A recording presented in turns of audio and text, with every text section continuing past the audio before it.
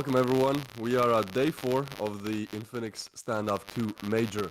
Yesterday were some crazy games, some absolutely insane games, especially the Noobs versus Elevate one, and I think today we're gonna have more of the same, but of course, as always, I'm here, I'm Twist, and with me today is... BBZ God. Hello everybody.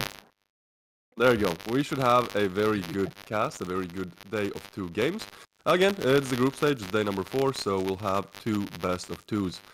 And yeah, what do you think, DB? Are there going to be any upsets like we saw yesterday? Because honestly, that Noobs game, I wasn't casting it, but I was like watching it a little bit. It surprised me. It surprised me to say the least. Yeah. Yeah, from what we've seen yesterday, especially with a part getting that ace, I'm expecting even better plays today. But only time will tell, considering we haven't really had a chance to see these teams up against each other yet. Yeah, that's true. That's true. I mean, it's also like we are getting closer and closer to the end of the group stage, right? So it's going to be very interesting to see how it actually how it plays out. Because now it's it's the time where actually teams start to get points, or it starts to get kind of close. And obviously, there's one team that maybe doesn't have most points. It's INCO, and it's actually going to be the first game we're going to watch today. So it's going to be INCO Gaming versus Saints. Now, again, INCO haven't gotten a single point so far. Saints, however, they're doing all right. They're doing good, but they could be doing great after today's game. And then the second game, of course, will be Winstrike versus Elevate. Yeah. I think this will be a very interesting game, right? Yeah, that most likely with Elevate is probably going to be the match to watch today. But then again, you can't really discard Saints, because the way they've been playing is also pretty amazing so far. Yeah, but Also, yeah. let's look at the That's results.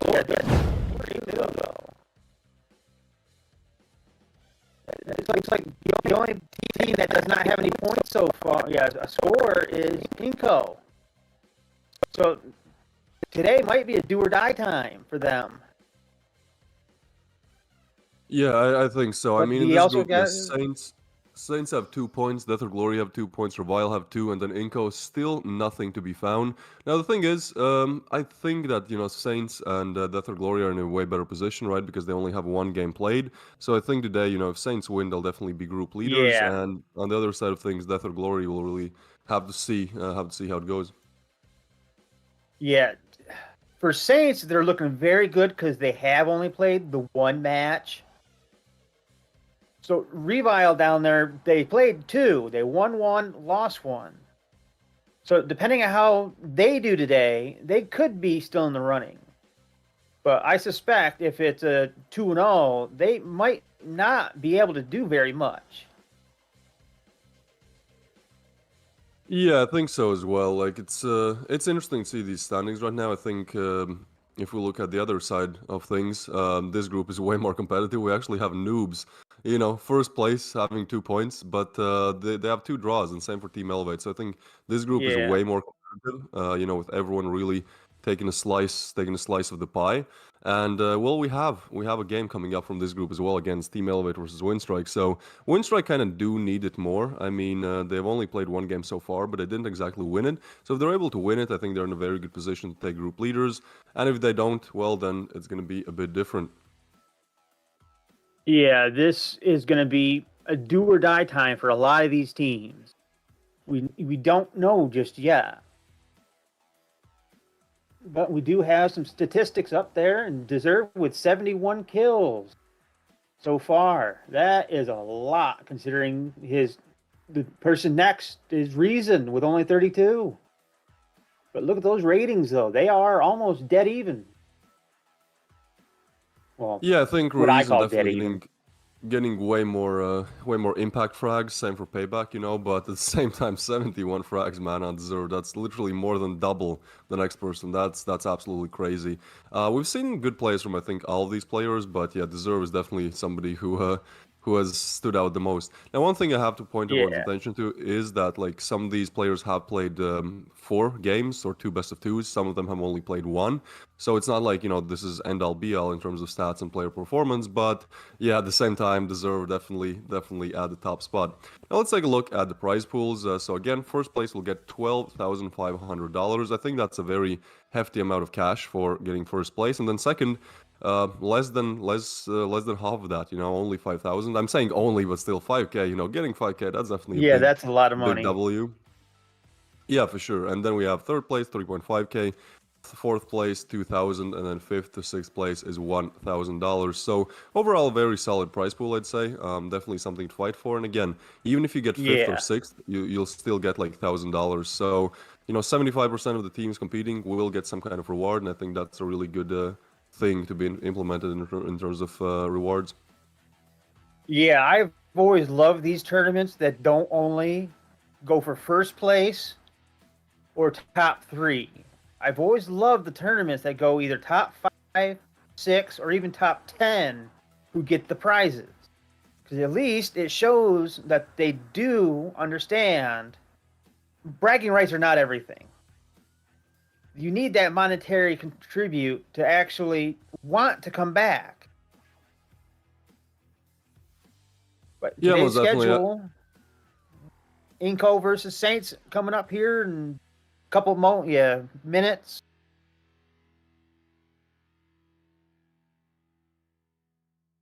And the first game is going to be INCO versus Saints. Again, this is like do or die moment for INCO. If I think they pretty much need to win both maps, to even Yeah. have a good chance.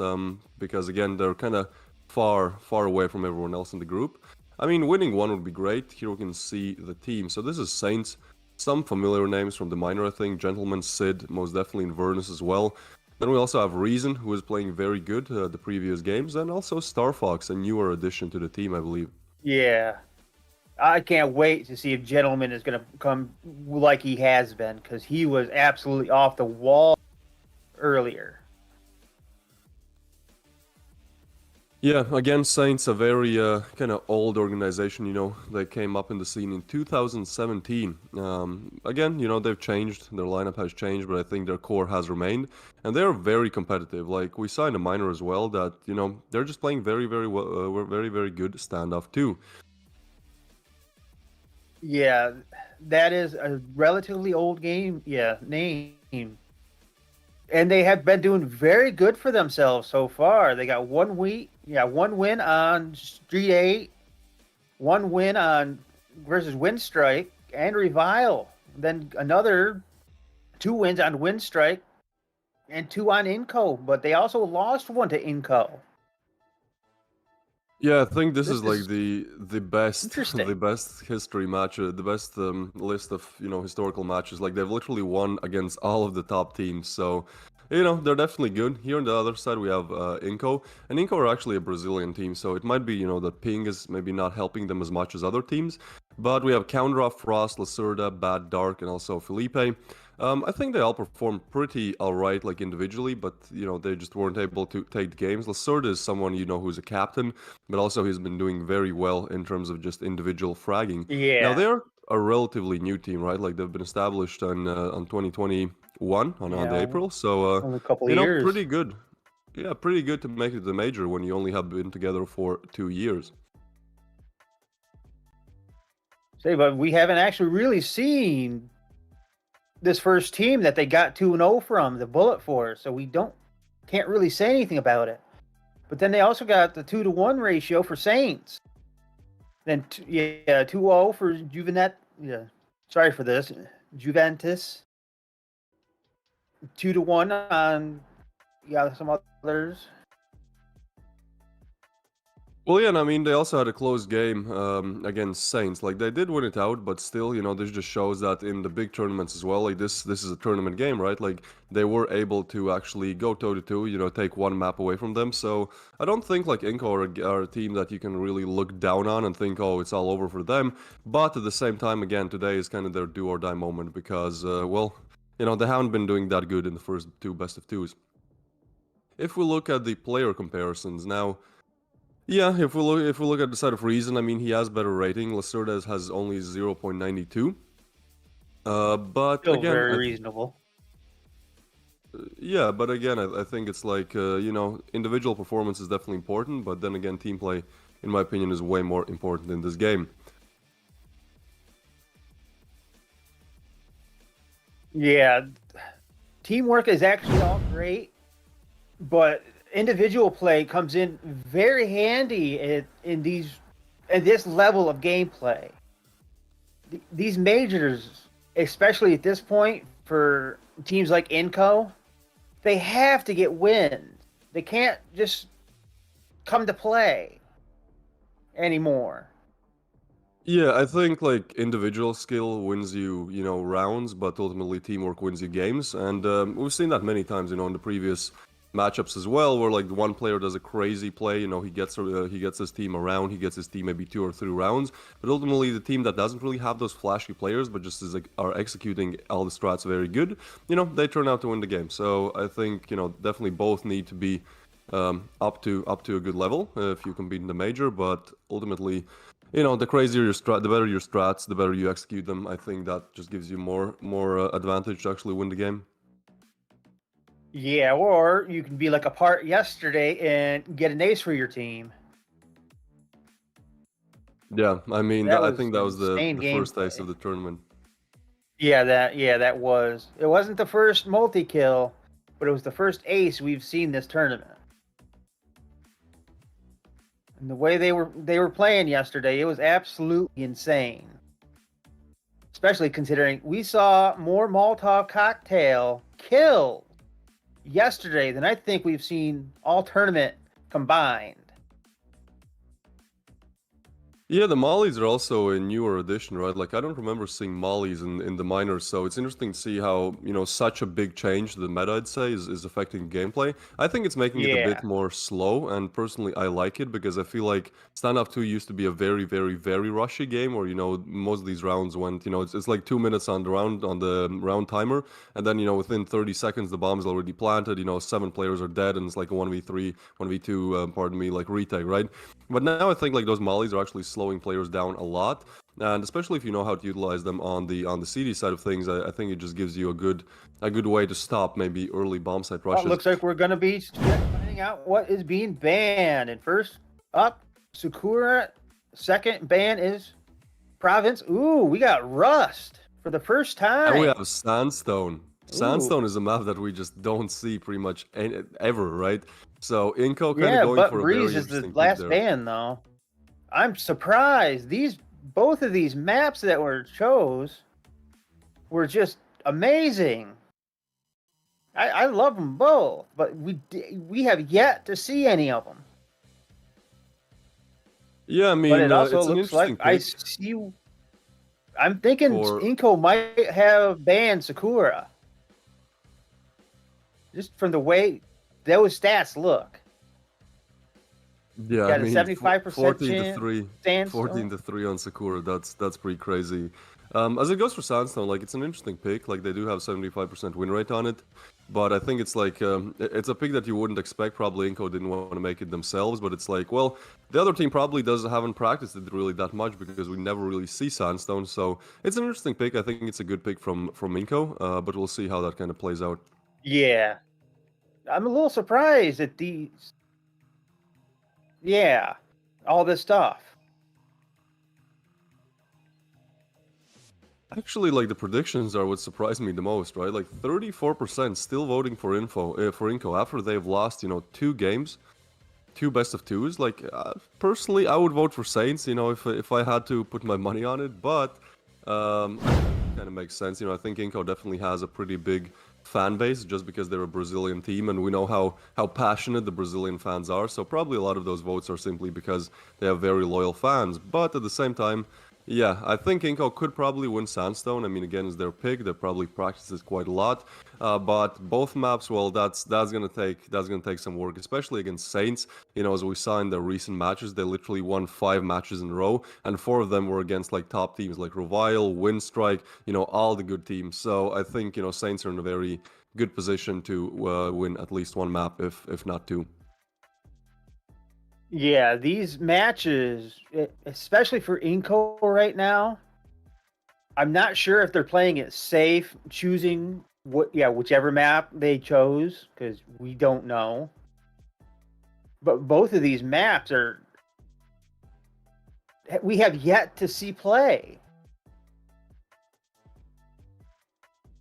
Yeah, I think Sandstone is definitely the more interesting like of this one, right? Like I want to see Sandstone. It's actually one of my favorite maps. I just like how it looks, and so every time it's banned, my heart shrinks a little bit. But I'm happy to see it. Again, this is like a do or die game for the side of INCO, because even though like 3 teams from each group make it to the playoffs, because it's double elimination, right? So 6 teams make it to the playoffs, and then it works out. It all works out in the end. But so only one team realistically from both groups, stays and doesn't get any prizes, really, any cash prizes at least, and doesn't advance to the playoffs. But still, I think INCO, like at this point, they don't even have to consider fighting for like the first or second spot of the group. They just have to get that third. But again, like that group is pretty stacked. There's a lot of very good teams in it, so it's gonna take them some work. Let's just say that. Yeah, from the way INCO has been playing, they're still in the runnings for the actual getting wins. But unless they get, I'm going to say, at least one win today, I don't think they're going to be in the running for any prizes. Yeah, let's take a look at the groups just to kind of show everyone what we're talking about here. So, yeah, the situation is as follows. I mean, INCO on 0 points, 0 maps won, and then the next one that, their rival pretty much is Revial. Funny how that goes. But they have 2 points, so I mean, everyone else has 2 points in this group, but again, like Death or Glory and Saints have only played 1 game, so they're probably going to advance to 3 or 4 points a day. So it's like for INCO to even be considered top 3, they have to get, at least 2 wins in the next, 3 days?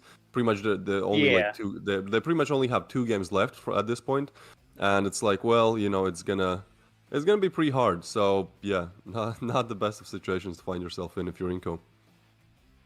Or even Revile for that matter, because right this moment, it is also do or die time for anything above, I'm going to say, third.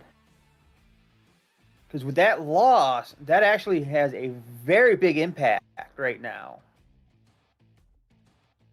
You know what I'm thinking, actually? INCO have to win both games today to even have a chance, right? Because each team plays three games in the group stage, and it's like, well, they have 0 points. They need to have at least 2 to be considered, and then it's probably off round balance. So they have to pray that they win both games, and then they have to pray even more that one of these teams, stays with 2 points, and then maybe they have a chance. So definitely not the best situation to find yourselves in.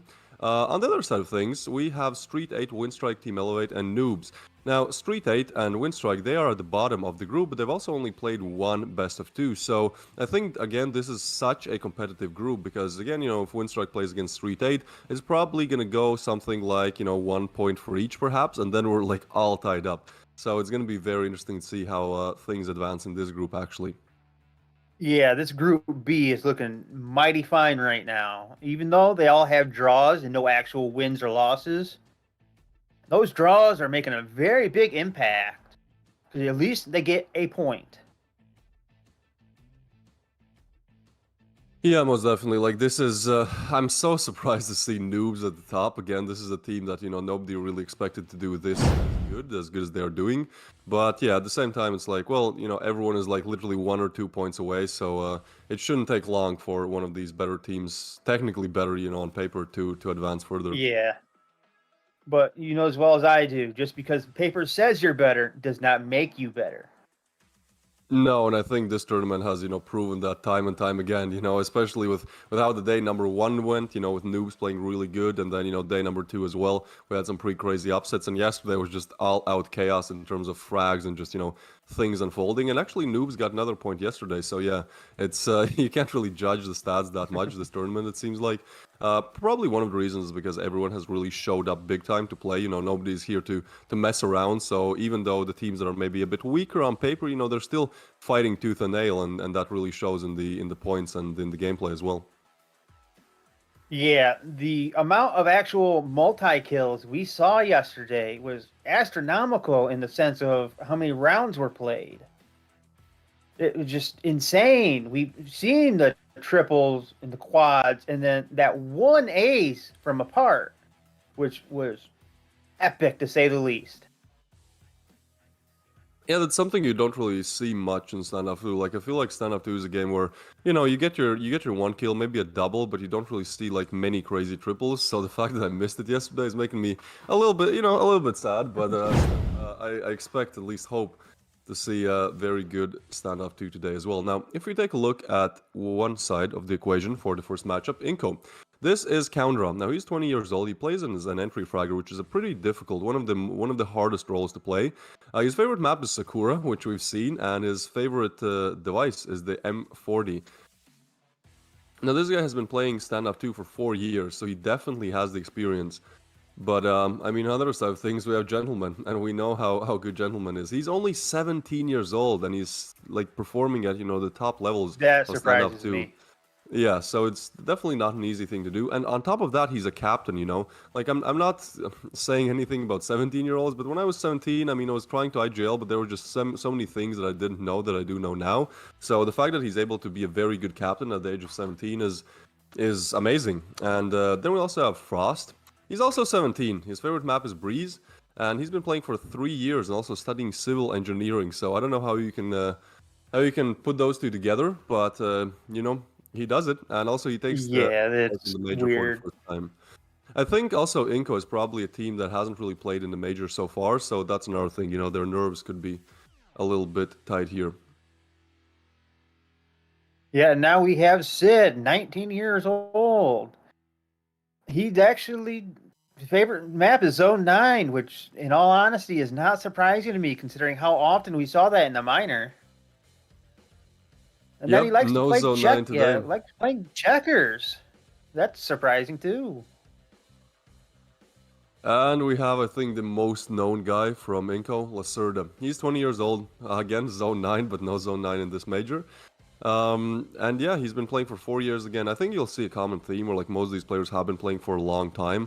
So, that just shows that not just anyone can pick up the game and in 3 months go to the major. Like, it actually does take a lot of time to, get good and actually play in the top tourneys. Yeah. And he's only been a part of Standoff for 4 years so far.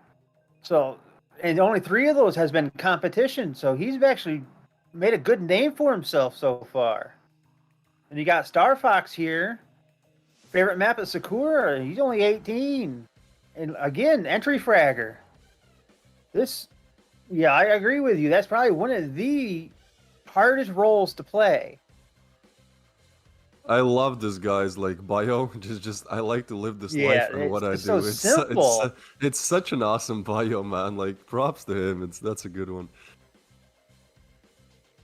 And here we have Bad Dark, another entry fragger. Favorite map of Rust, and another favorite device of Desert Eagle, which I always thought everybody would be going up with the rifles, but no. I think it's just very And satisfying to he's hit. only been in these competitions for 3 years, though. Dude, these bios are so good. People often ask me We why got I'm so Inverness cool. here, age of And I answer, 18. that's why I love Yeah. what I do. All right. I mean, that's one way to put it. So he's very cool. Inverness is very cool. He's 18 years old. Sakura is his favorite map as well. I think Sakura and Zone 9 are really the maps we see the most. And then we have Felipe. What do you have to say about Felipe, DB? Oh, this looks good. He's actually probably one of the older of both teams, actually. Did he believe the game can give him everything he has now? This is just like all of us. We never knew we would be here in the major casting. Yeah, 2 months he can bring him to another level. It's nice. Take part in competition for only 2 years, and he's that good so far. Just All right, unheard so of. we are close to the first game starting. I guess Again, natural it's talent INCO. is such a thing. INCO versus Saints is underway, everyone. The pistol. This is gonna be interesting. On Rust as well. I think this is. Did you guys see Rust yesterday? Because I haven't seen that in day 1 or day 2. No, So this is the first. This is the first awesome. for Rust. So we're gonna have 2 maps that we haven't really seen before. That's great. I think that makes it way more interesting to watch. INCO starting on the CD side and Saints on the T side. Now they're actually grouping up towards the B bomb side of things, but kind of making some noise on A. Trying to make the rotations come in from INCO. Yeah, It they seems might like be trying that's to happening. bait and switch. Yeah, I'm not so sure what the Saints are trying to do here because they're moving awfully slow to B, but it might be a perfect opportunity to actually rush in there because there's only one INCO Gaming player. And that's Condra. Yeah, he'll have to do a lot from here. I mean, But they again, Saints probably did a don't very good job Yeah, I don't realize. at getting the rotations. Oh, and he goes down immediately. Star Fox just immediately takes him down, and now INCO are making rotations. The thing is, they are smoked off. Sid, what is that? Gets a frag through the smoke as well. The bomb's gonna go down any second, and INCO not starting off on the greatest of footing, you know? Like, there's only 3 alive. They have to go through the smokes here. They have to retake the site. They have to kill 5 players on the defuse. Now, Felipe does get one. Now 2v4, 1v4. Lacerda all up to him. They know where he is. It's pretty much impossible at this point. He's struggling to even find a single frag. Now, he does find reason, but still 3 more to be found from this situation. He's found and one. he pushes up. Yep, goes down, and Vernus and Sid together take him down. Saints up on 1.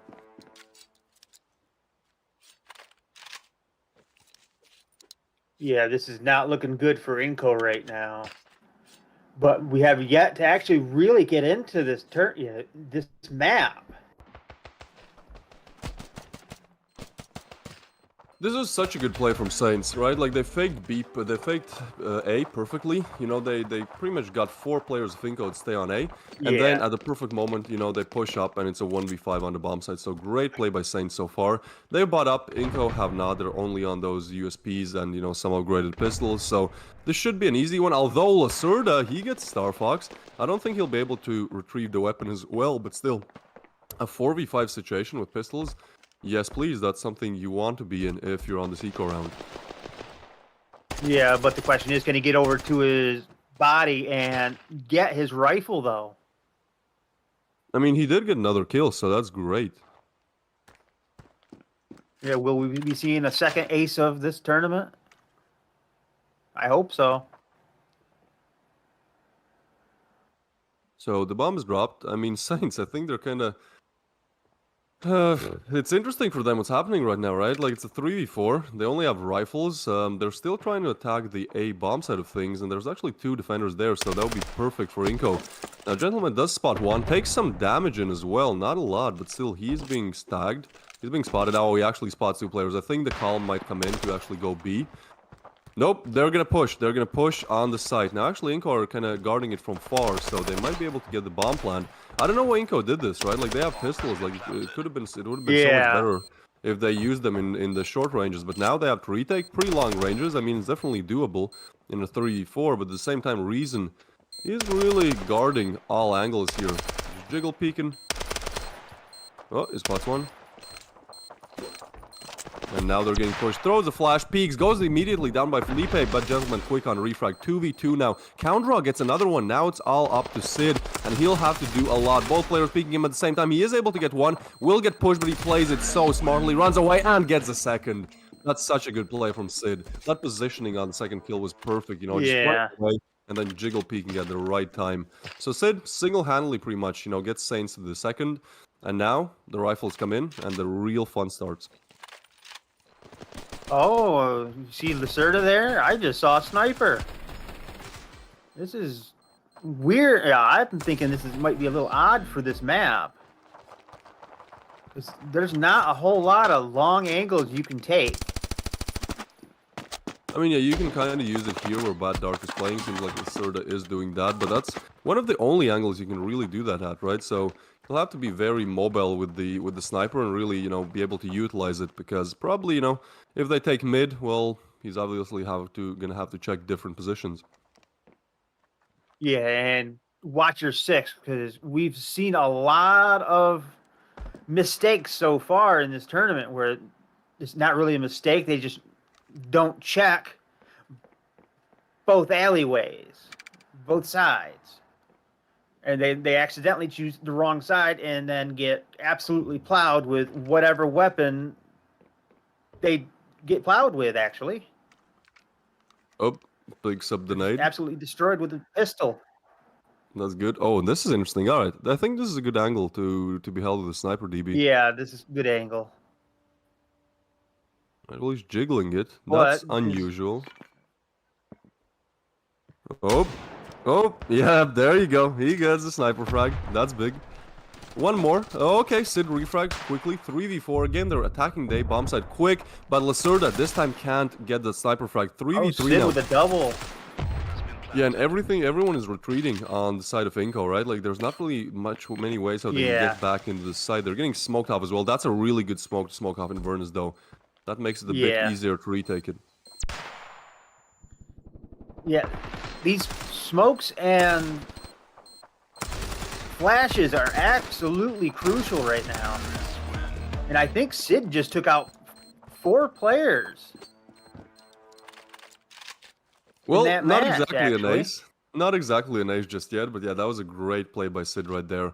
And that takes Saints a 3. Again, this Inco, like, they have to win both maps, right? To even have a chance, you know, if everything goes lucky, for Vile lose their next game or whatever, like, to even have a chance to go third and go to the playoffs. So, yeah, this is a nice shot by Lacerda, but, like, ultimately, Saints were just better at taking the bomb site. So, yeah, not looking too good for Inco right now. I mean, they're on an eco again, so this is pretty much 4 on the board for Saints. They push up and Reason just so quick. I think they're aware of more players as well. That's just an absolute massacre. Everyone going down. Only 2 players remaining, and they keep peeking. So, okay, Reason not exactly able to kill them just yet, but Gentleman is. And now it's all down to Lacerda. The man with the sniper now has a 5-7, and he's waiting on the bomb site pretty much for his death. Yeah, this has been absolutely insane. But you can't count out Lacerda, though. Right there. I mean, that was double, a valid attempt. But Yeah, then he taken got out a by double. Star Fox. That's honestly a very valid attempt. Getting a double, you know, at least getting, you know, boosting his cash reserve a little bit, you know, getting those killer wards. But I think INCO understand, you know, the significance of this match because they've taken a tackle timeout. It'll be a minute long, so they'll really have plenty of time to talk things over. But they really have to talk a lot because, well, yeah, not looking too good right now. That kill by Sid is just disgusting, man. Lacerda, I think, has been really the only one showing up in this game. Like, you know, consistently getting frags every single round. If his team did the same, they'd probably be able to get some rounds on the board. Yeah, but that kill from Lacerda, though, oh my lord, that was nice. Yeah, most definitely. I've always thought it was controversial for damage from snipers, though. And second, that was a pretty interesting double frag there. I mean, yeah, he got overwhelmed there at the end, but it seems like the timeout has ended. So we have INCO with a fresh breath of air. Talked things over. Let's see what they do. Seems like they send 3 towards A as they have before. I mean, it's smart because Saints are really only attacking the bomb site, except for the pistol. Then 1 mid, and then 1 B. So pretty default CD side setup, but Sid doesn't care. Takes down Felipe, and Sid again, he's so good in this game. Lacerda goes down as well, and Frost gets region. That's a big refrag, but still, 3v4, and Frost is pretty much alone on the bomb site. But look at this, Saints are actually making a rotation towards B. There's only going to be 1 player defending it there. That's a lot to do for Counter. Oh, yeah, this is not looking good for INCO still. They might have actually been they might not have gotten out of that mentality with that tactical pause. Or Saints are just playing that insane right now. No, I think Saints are just the better overall team, right? Like, it's a 2v4 right now. And look at this, they're making the rotation back to the A bomb set. This actually could not work out in their favor, but I mean, it does, because Gentleman is just a better aimer. Bad Dart gets taken away with pretty much 1 single bullet to the dome. And now we only have Counter, $100 to his name, 1 kill to his name. He would definitely love to double his kills here, but I mean, a save is pretty much incoming, just looking at the cash there. Yeah, this has been absolutely insane so far from actually both teams, really. Both Saints and INCO are playing, I think, to the level we would expect right now.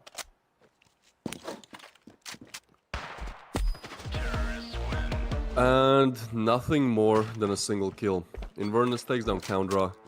And that's Saints on 5, halfway there to destroy any chance for INCO to actually qualify to the playoffs. INCO, they have to do so much here, right? Like, they have to find 10 rounds, then go to the next map, which is Sandstone, and find 10 more. Here we can see Frost with some nice frags, and also Star Fox kind of uncrouching and getting an instant shot. Counter, though, he was able to get 1, but yeah, Inverness just finishes him off. I think it's kind of unlucky that we see the second map, which is INCO's pick, which is Sandstone. I think if we started on Sandstone, they could have gotten a better chance. You know, they perhaps win Sandstone, then they're kind of in a better situation mentally. But look at this, Frost is so aggressive. He's pushing up. I think they might expect this push. Yeah, Gentleman takes down Lacerda. Frost with a pre-fire, but Sid with a double, triple. What is Sid doing in this game? And Gentleman with another one. Oh my lord, Sid, 14 frags to his name. That's 7 times more than his teammate Inverness. I mean, no shade on Inverness. Like, he's just chilling because Sid is doing absolutely everything right now. Yeah, the actual kills mean nothing when it actually comes down to wins. But if I've done this before in other games, if you can ride the gravy train to somebody else, why stop? Ooh, okay. Lacerda, that's something. That's good. That's definitely good with the sniper. Finally, they win their opening duel. Now they're in a better position. Felipe, he gets another. All right, we might see a first for INCO right here. 3v5, they definitely don't want to let this one slip. The chance of them actually making it to the playoffs are so low. But still, this would at least, increase them by just a tiny amount. And then they can start to build on that. 3 players left live for Saints, and seems like they are grouping up for an A push. 3 players for INCO gonna defend it, so we'll see how it goes. Smoke's being thrown. Yeah, this 5v3 might be interesting. I'm a little curious to see if they'll do a double back to B or actually push A. What? Oh, that was a nade frag. Alright, that was a nade frag. I thought for a second he just hit the craziest shot. But that's still a very good frag to be found. Now 2v5, and it does look like INCO might find their first 2v5. Sid, though, he's still alive. He finds one, and now it's all up to Sid. He's been crazy. 15 frags to his name, but 1v4, not really possible for him. Bad Dark does take him down, and that's INCO on 1 round. Still 9 more to be found, but definitely good that they find their first. Oftentimes it's the hardest. And so Saints, they will be able to buy everything they want. Yeah, look at their economy, DV. It's like 5k for everyone, pretty much.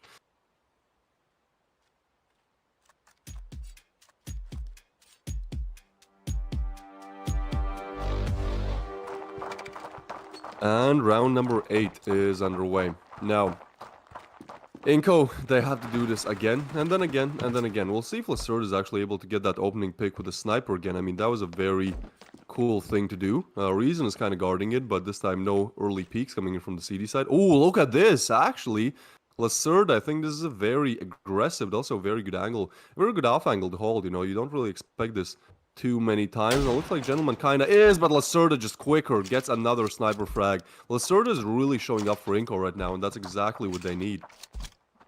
Yeah, Lacerda with that sniper is deadly.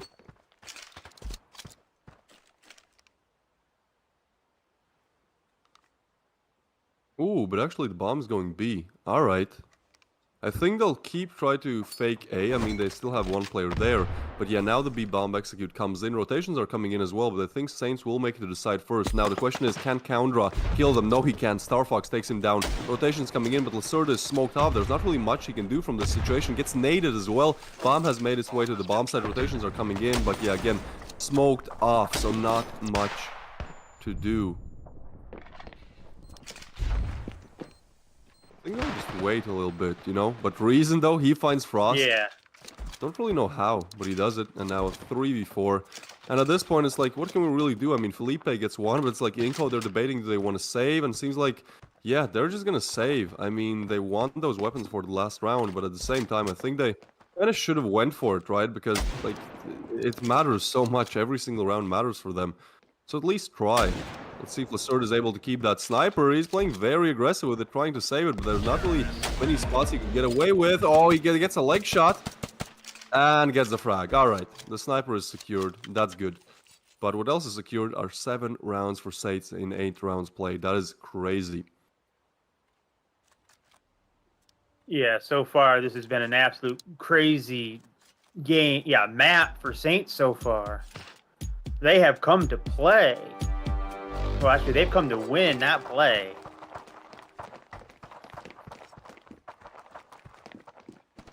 I think the only chance to get back in this game for INCO is Lacerda, because he has 10 frags. That's a lot, especially when your team are losing 1-7. And he's been performing well. Again, he's been getting frags almost every single round. You know, getting a single frag, maybe sometimes a double. So yeah, Lacerda, he needs to, you know, play even better than how he's playing right now. And I know that's a lot. That's definitely a lot to ask. But it's really their only chance. I don't really see them... you know, getting back into this game any other way. Now, this is the last round. Frost, though, he gets Star Fox. That's a very good start. Again, getting that opener frag has been historically difficult for INCO. But now down to a 4v5, and seems like A bomb site it is again. They might try to fake B a little bit, just to draw rotations over. It's actually happening just naturally. Alright, we'll have one player on A now. INCO really paranoid about that A fake B push, so... Yeah, I mean, 3 players are kind of close, but one is really only guarding the site, so a couple of smokes and the site is free. Yeah, this is not looking good for INCO right now. Especially if Saints decide just to push. Yep, that's what I said. Some smokes come in, and now suddenly they find themselves struggling for that B bomb site without any engagements. Okay, Frost, yeah, you can do that on Sid as well. 3v5 now. I mean, that's definitely looking better for INCO, but still, I think the bomb will go down. So now 3v5 retake is incoming. Gentlemen, look at this position. I don't think they can spot his head here, so as soon as he hears some footsteps, he probably pops up, you know, tries to get at least 1 or 2 frags.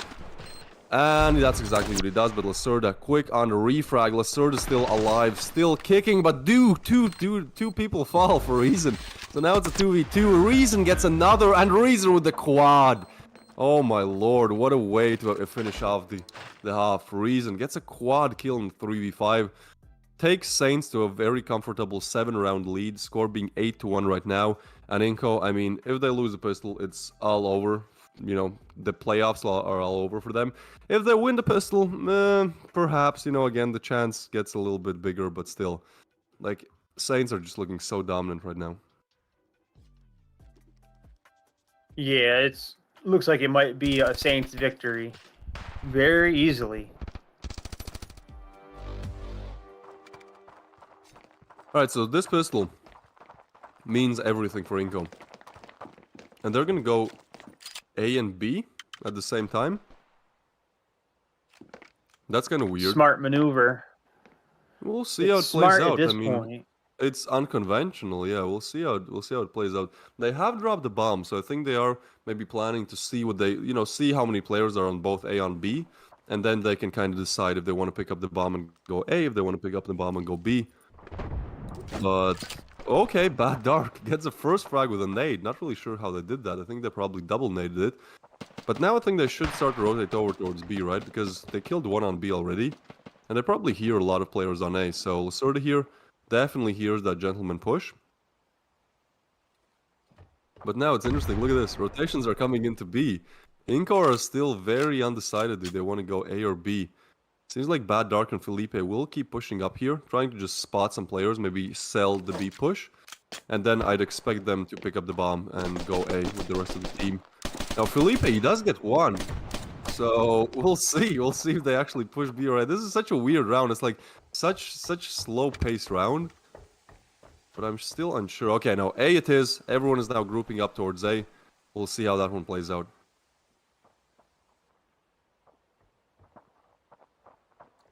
Yeah, this has been insane so far. I'm really curious if Saints is going to take this, though.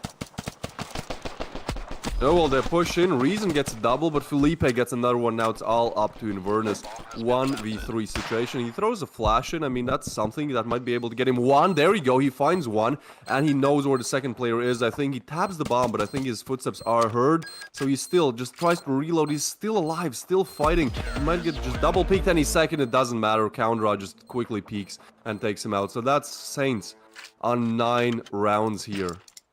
Sorry, my bad. That's INCO on 2. I thought for some reason that Saints won. Just by how good that play was, I was like, sure, that was Saints. No, it's Saints on 8. INCO getting that pistol. I mean, a bit closer here. Definitely will have the rifles now. But that was crucial. Does attempt, most definitely. He does attempt a very good clutch there.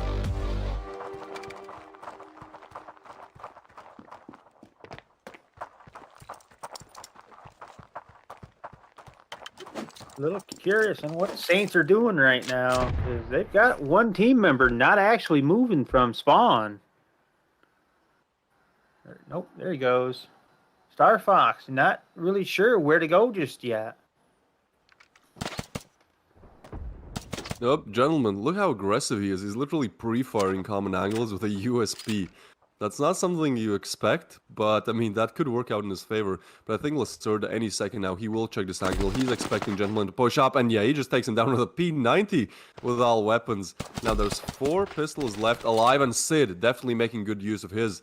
Takes down Frost, now a 4v4. Now INCO, you do not want to lose your chance to advance to the playoffs like this, right? Like against pistols. So it's still a 4v4. I mean, it's still heavily favoring INCO in terms of, you know, this round's odds, but I mean, we've seen some rather bad plays from them before. I hope that doesn't happen again. I mean, I do believe in INCO being able to take this round. So they're grouping up towards B. 2 players there. But Inverness, see, that's what I'm saying. They lose it to a pistol. Now, Bad Dark does get one, and he knows where the other player is. He's low as well. That nade might just finish him off. That's exactly what happens. Inverness goes down to the nade. Now a 2v3 situation. I mean, again, still doable. Still possible, especially with Reason being kind of close here. But will he be able to do much? Coundraw finds him and gets a frag. Reason goes down to another P90 frag, and now it's only Sid on literally 1 HP, I think. So yeah, he might go for it, just try to like take some rifles out of the hands of INCO, but this is not a round you win if you're Saints. Nope, not at all. But I just noticed you got a couple of INCO Gaming players there with P90s after a Master's Heart. Yeah, the P90 is kind of useful in some specific scenarios. I think it really does best against pistols, right? Because you can just rip with it. There's so many bullets you can just rush in, and Sid goes down as well. He tried to get that cheeky last rifle upgrade, but again, that P90 reigns superior. So INCO, well, they're slowly climbing back. Again, they need to find 7 more, where Saints need to find 2. But at least they're trying, you know? At least they don't go out like in a 10-1 fashion. Here we can see that little Lacerda kill. Yeah. And then Sid trying his best. You know, they did get some frags on the side of Saints, but ultimately 2 was all she wrote.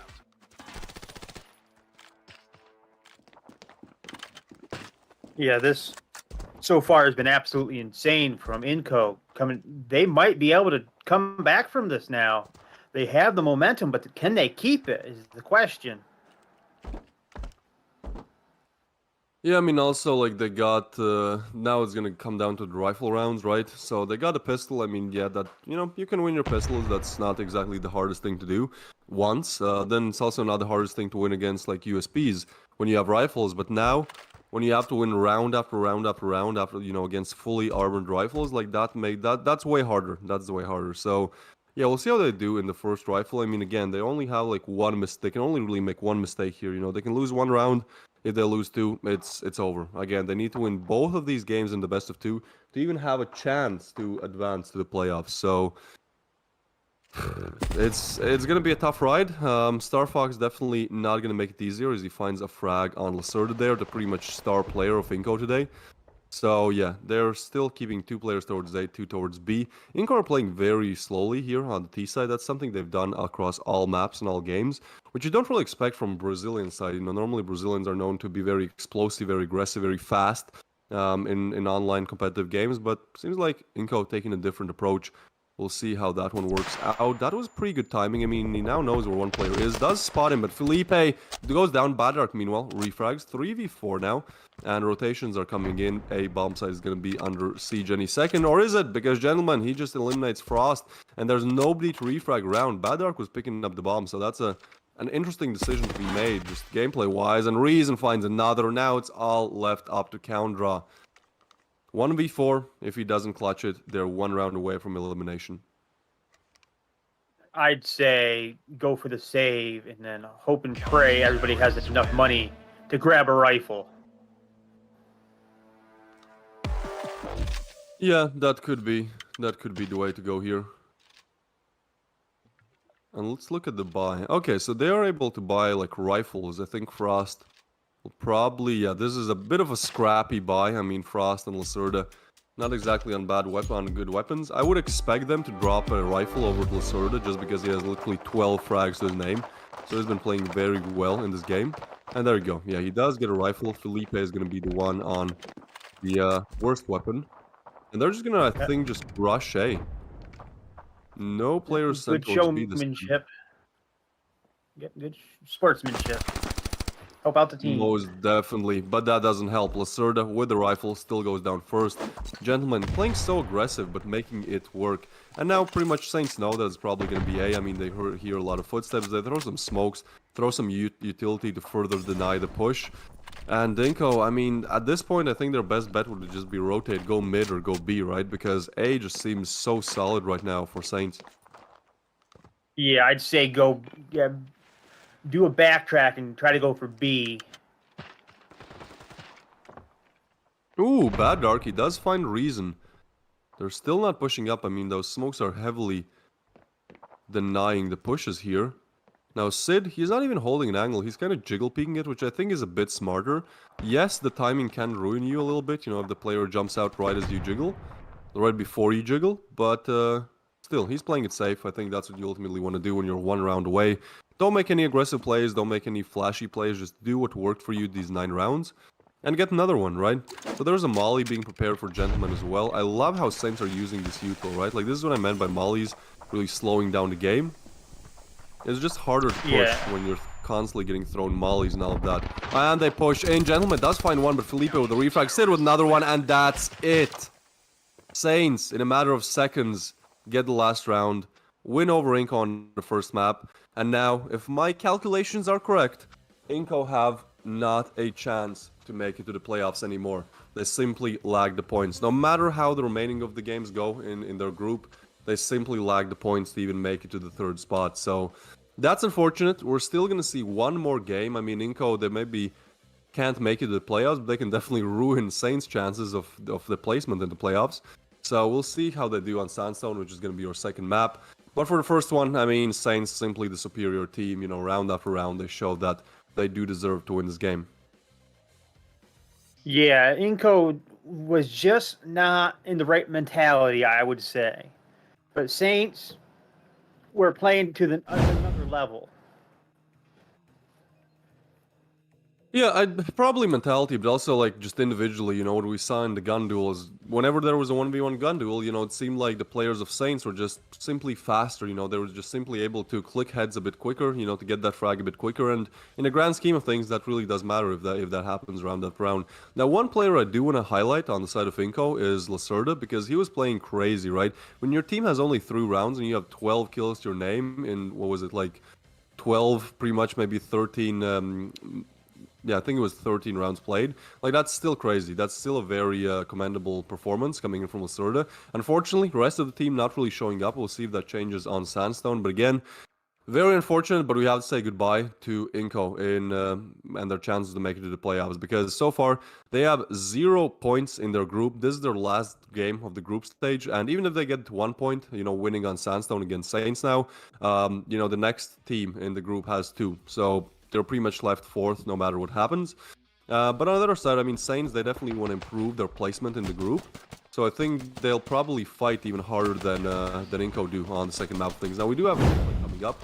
So here are all the best clips. It'll probably be pretty one-sided coming in from Saints. I mean, Sid, yeah, he was the man of the match here. Definitely the most valuable player. He was on like 15 frags midway through the game, and you could see it, you know. He won clutches. He got a lot of good frags. Lacerda here attempting a 1v5 with a pistol. I mean, he did get a double, but nothing really more than that. Yeah, these Saints players came to win today. Not so sure, INCO came to win. Well, I think both of them definitely fought hard, but I think just, yeah, the skill gap is a bit noticeable. I think it also could be the ping gap, right? Because again, like, INCO are a Brazilian team, and they're not really playing on Brazilian servers, so, you know, you definitely have to count that as well. Like, some of these players probably would have gotten the kill if they had like 50 or 100 ping less.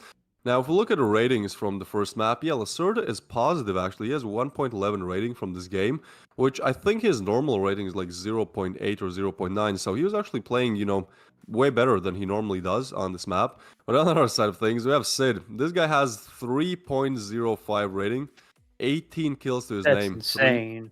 That's absolutely crazy. Yeah, I mean that KD is even more insane. 3.6. That means for every 7 players that he kills, he goes down twice. That's like what? Like sign this guy. Pick him up. He was doing so good. He was definitely doing so good on that first map for us. Now, granted, it was Saints' pick, so I think it will be maybe a bit closer game once we get to Sandstone. But if we look at rounds, I mean, yeah, Saints just overall dominating. Not really, you can't really say that, oh, INCO, they were kind of unlucky. There were many rounds where it was close and they could have won it.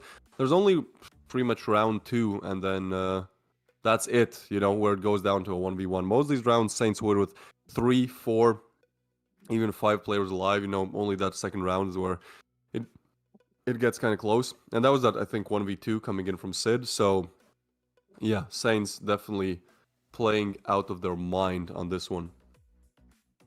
Yeah, I am of the firm belief of INCO, like you said before, has no chance of actually getting on the leaderboards, but they can always ruin it for somebody else.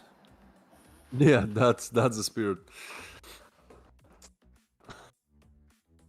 Now, if you take a look at the scoreboard, again, look at this. Lacerda, he has 12 kills in 13 rounds. That's hard to do, most definitely. Bad Dark, up there as well. But on the other side of things, there were just more performers, There was Sid. And there was Inverness, who has 6 kills. He has the least amount of kills in his team, but somehow he's rocking a 1.47 rating.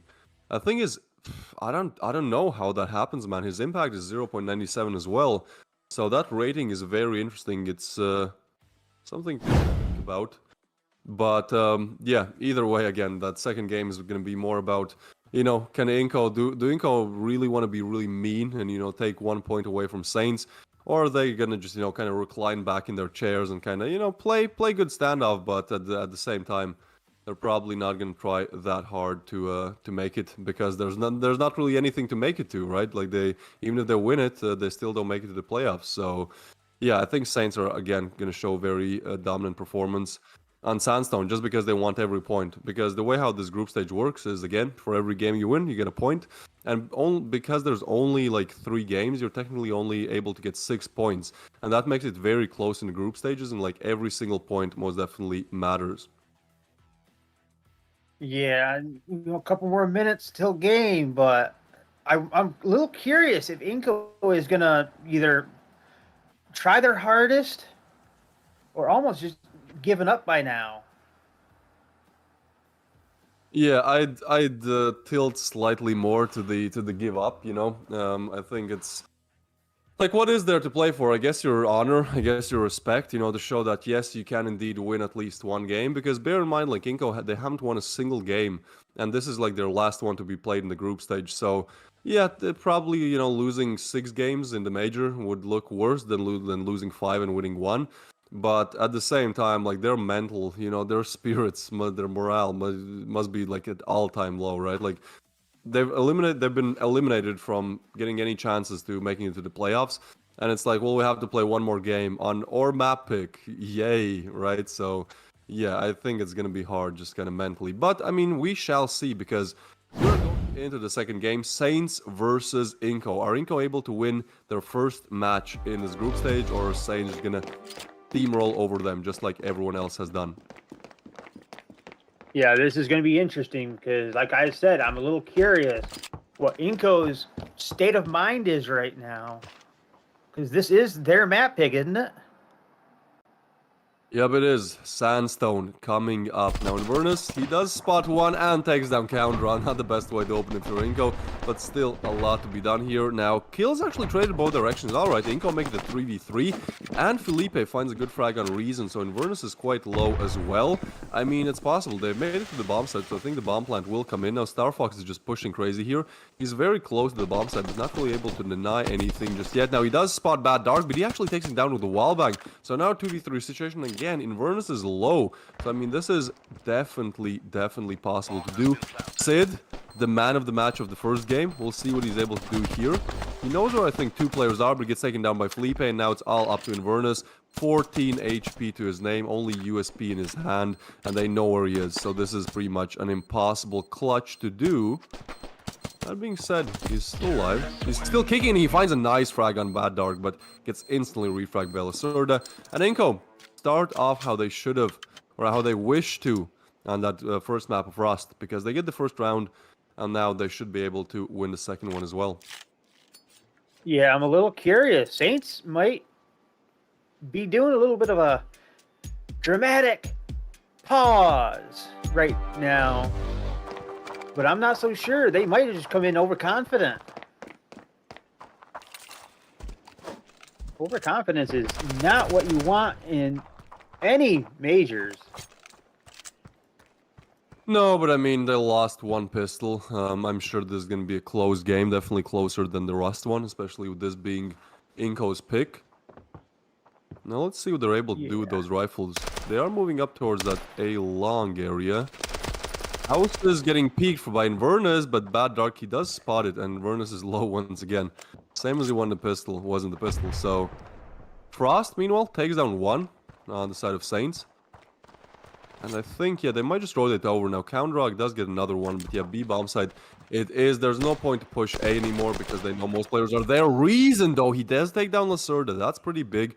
But ultimately, the bomb does make it to the bomb side. Gentleman, pretty much the only one here with the USP to do anything. Oh, he does spot some players, but that movement just wasn't up to par there to get a frag. He gets mollied out as well. Ooh, still fighting. Still getting some damage in. Yeah, then we got Reason with another kill, though. It seems both these teams are here to play, but I'm not 100% sure if Saints are being too headstrong right now, or they don't care, which they should. I think we're just getting into the rifle, right? Like, this is the first rifle. This is where we'll see what really happens. Now, Coundra, that was a pretty nice frag. And the reason I think that was the nicest frag of the round was definitely, like, doing that with a rifle is pretty hard. With a pistol, that's very, very respectable to do. But yeah, this is where things get interesting. This is where rifles are pulled out from both teams. And Inverness, yep, that's what he does. Gets a double. As soon as he has that rifle, he's able to do this. And he will get peeked again, so might even go for a triple here, which he isn't able to secure, but is able to secure some damage in. Meanwhile, another player goes down. Reason gets another, and it's just all falling apart. As soon as Saints gets to those rifles, they're just unstoppable there. A clean round, a perfect round, you would say. 5 players left alive on Saints, and they take their first. Yeah, it looks like Saint might have got their mojo back, but only time will tell.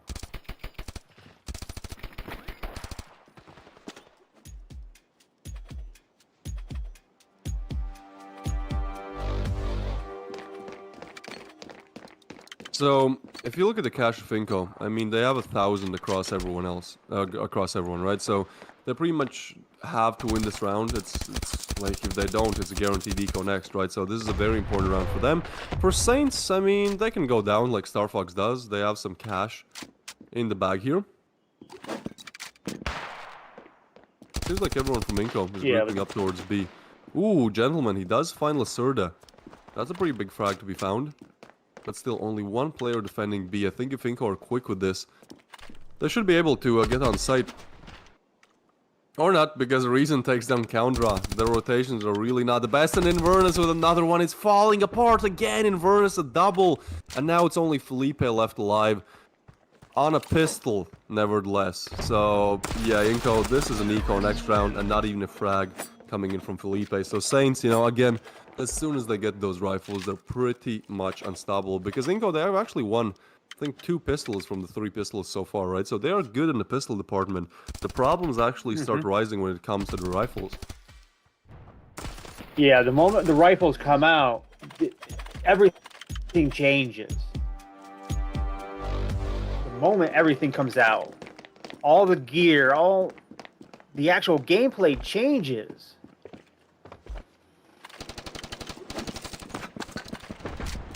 Oh, what is that? Wait, what? Star Fox. He somehow gets a triple there. And Star Fox with another. Can we see another race from Star Fox? Oh no, he goes down again. Another quad kill. Lacerda denies the dreams of an ace and gets another one on Sid as well, but Inverness does shut him up. What was that play? I hope we see a replay for that. I think he just jumped on the box there. And somehow, yeah, he just able to find a triple and then another the fourth one with a nade. That's a great play coming in from Star Fox. Yeah, I hope we can see a replay for that too. That was insane from Star Fox.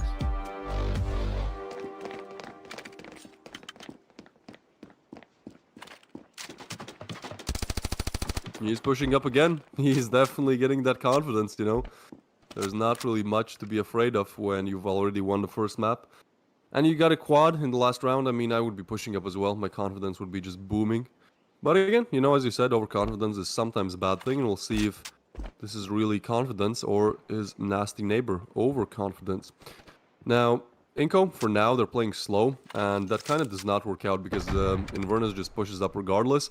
And somehow was able to find a frag when he's, you know, when an angle is being held or he's going to peek. So he does that, and now it's again down to a 4v5. INCO really not doing too good in terms of finding opening frags, and Gentleman finds a double there. Seems like wherever INCO go, you know, Saints are just better. Again, those 1v1 gun duels, you know, they're so much better than them. Yeah. There are now only 2 left alive.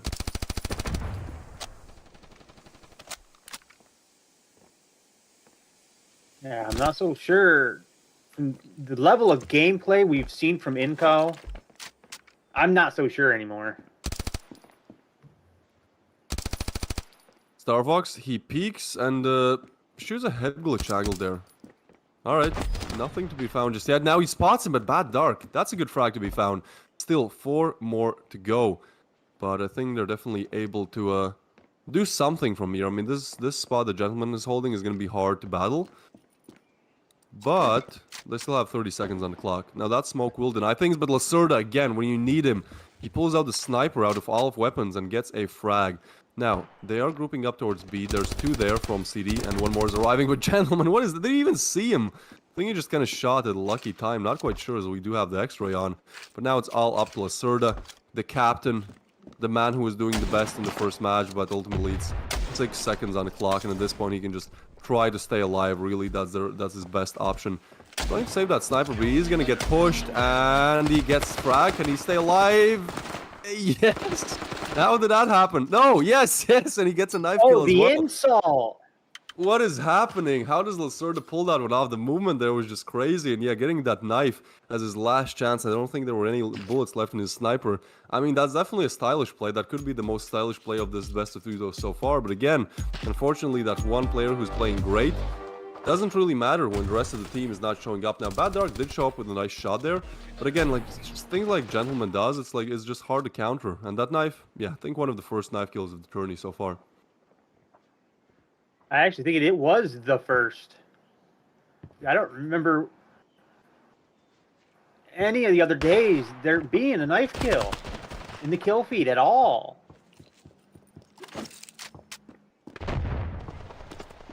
Well, a round that's looking a bit promising for INCO. We'll be able to see if they are able to capitalize on it. But for now, 4 players left alive on them. 3 on Saints, and they are attacking the A bomb site once again. Now granted, actually everyone from Saints is on A, so it's still going to be a tough battle. Especially with those nades being thrown in. Ooh, and Gentleman, he's just so aggressive. He's pushing in again, and it just overwhelms Frost. Lacerda goes down as well. And Coundraw, quick on refrag on Gentleman, but it is a 3v4 turned to 2v2. So I think INCO, they should probably just rotate at this point, right? Like, they know that there's at least 1, probably 2 players of Saints on A. And so why not go for the other bomb site? Now, it seems like rotation is coming in from Sid. But he's not exactly on B just yet. I'm pretty sure I would be going for the rotate over to B. Well, they're going to commit to A. 2 players to be found. Star Fox with another one. Yep, it's not looking good for INCO. I mean, again, this is one of their more promising rounds, like, right? Like, this was a 4v3 for them. And even though they're able to kind of make it a 2v2, you know, once they ultimately push up, it only takes 1 player to eliminate both of them. We're going to see Coundraw finding that 1, and then Star Fox 1 and 2. The aim, again, those gunfights. Saints just superior in almost every single gunfight.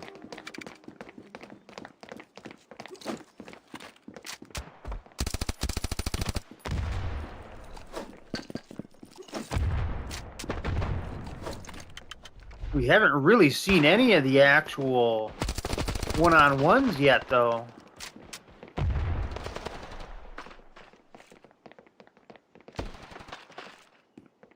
Ooh, Inverness gets a double, and Sid gets another one. 1v3 now, Bad Dark, the only one left alive, and only a deagle to his name. Now, he does find Sid, and has to find 2 more. They are close. I think they're probably expecting this peak. Absolutely deadly. Yeah, I mean, in some engagements, but still, it's definitely harder to play with than the rifle. Oh, look at this, is actually big. I think he might have heard them rotating over towards, what is it, spawn, I guess? So he picks up a rifle, that's already good. And he might just get a free plant on the bomb site here, so we're potentially looking... Yeah, we're looking at a 1v2 retake. One of the closer rounds that INCO get here. I mean, it would work great for them if they can get the 3rd one on the board. So Bad Dark does plant it, does upgrade to a very good rifle here. But he's expecting them to come from a completely different direction. And the fact that both of them are kind of backstabbing him right now might not work out in his favor, because he's very paranoid about this angle. Now the smoke does come in. It'll be interesting to see if he actually does push through it. I think for now he's just playing around it, but they just spam him through the smoke, and Vernus just absolutely demolishes Bad Dark and gets Saints on 6. So we're 1 round away from half, and yeah, INCO not really looking the best on their own map pick. No, not at all. But INCO can at least, later on, deny somebody else. I mean, yeah, if they win the game, but so far it doesn't look like they're doing that, DB, is it? So, I don't know. I don't know if they're able to do that. At this point, I'm not so sure how I'd be feeling if I was INCO.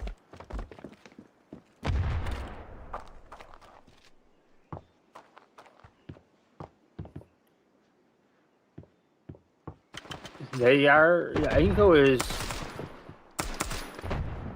just as good as I was expecting them to be up against Saints, but then we have Inverness and Reason getting kills.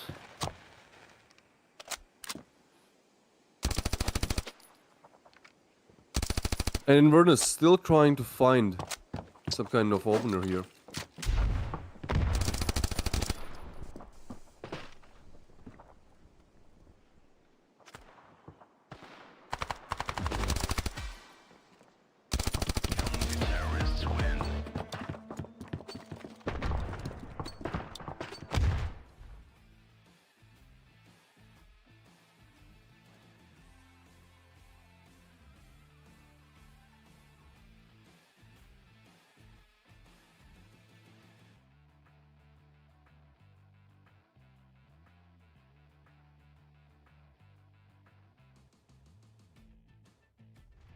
Alright, so that is the half, and we have Saints playing very well in this one. I mean, again, just round after round after round, they're able to find all the chinks in the armor of INCO, so they're up to 7. Now, INCO have gotten one round more than they did on the first half of Frost, but at the same time, like, there's just gonna be a lot to do from here. Now, they definitely have to win the pistol if they want to have any chance of denying Saints, you know, getting better placements, you said, DB. Now, Inverness, he's trying. He's definitely doing something here. Oh, gets almost another one. But I think the positionings are pretty good here. He knows where one is. Pre-fires while he's reloading, and he's able to get the one, but good refrag by Bad Dark there. Now 3-4 situation. Now Bad Dark is low, and the bomb's being dropped towards spawn, so it's still not picked up. And with how INCO are rotating towards A, they really think it's going to be A. But I think Saints are actually kind of tilting more towards B. And if they just attack it right now, they're in a very good position to actually take the bomb site.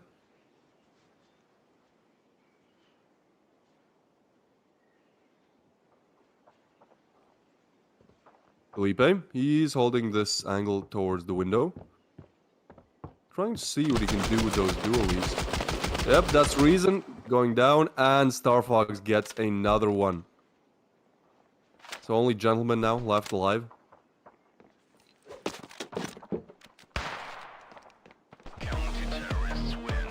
And that's Koundra finishing it off. So INCO again, they're 3-4 for pistols. They've won 75% of their pistol rounds. That's great. That's a great statistic. Unfortunately, when it comes to rifles, they're not really able to deliver as much. You know, it seems like they win their pistols, they maybe win the second one, and then after that, you know, once we get to the rifles, it's a completely different picture. So again, Felipe here, such a nice double. Like that was very clean, but not really anything more than that comes in. Now, INCO have bought up. Saints so far just staying full pistols. I think they don't really need these rounds that desperately, right? They can kind of just take a chill eco and then buy up full rifles next round. I think that is the better decision to be made here. Now, Lacerda does hear the jumps. Oh, he's getting overwhelmed. They're not watching that angle. That's a huge flop coming in from INCO. But Felipe, he's staying strong with the P90. Now, Starfox does find one, but now it's only Inverness. I don't know what he's trying to do there. I think it's just some parkour, some movement, but ultimately doesn't really find anything there. And INCO advanced to 4. So I think this is one of the closest that we've been in the late stages of both games here for in terms of how many, you know, how close INCO are to Saints. So yeah, they still have to find 3 more.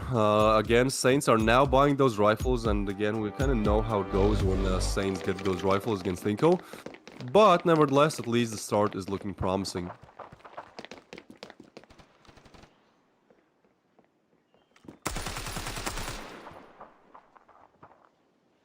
Ooh, Bad Dark does find one. So they're starting to get one of their opener duels on the side of INCO. That's something they haven't really done that much before, so it's great to see they do it.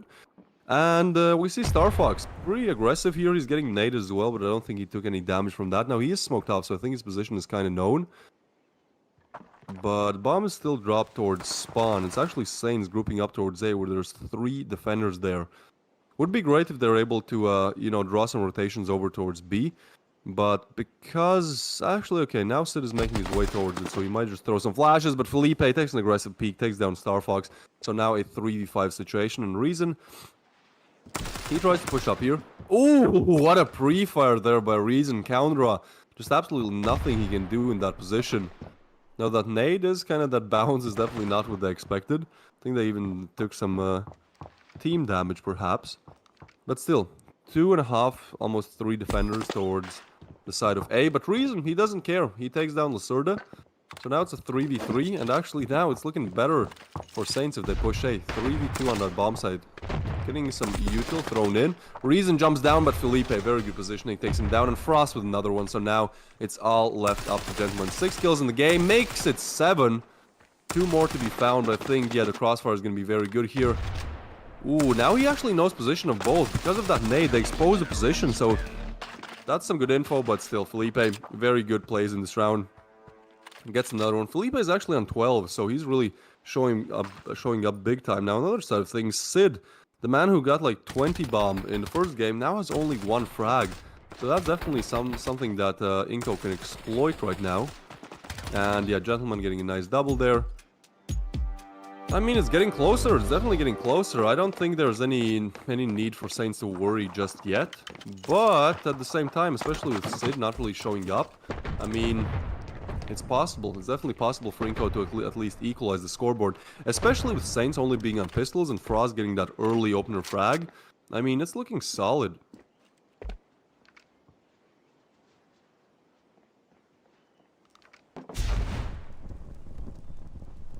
That Molly is going to advance some pushes for a while.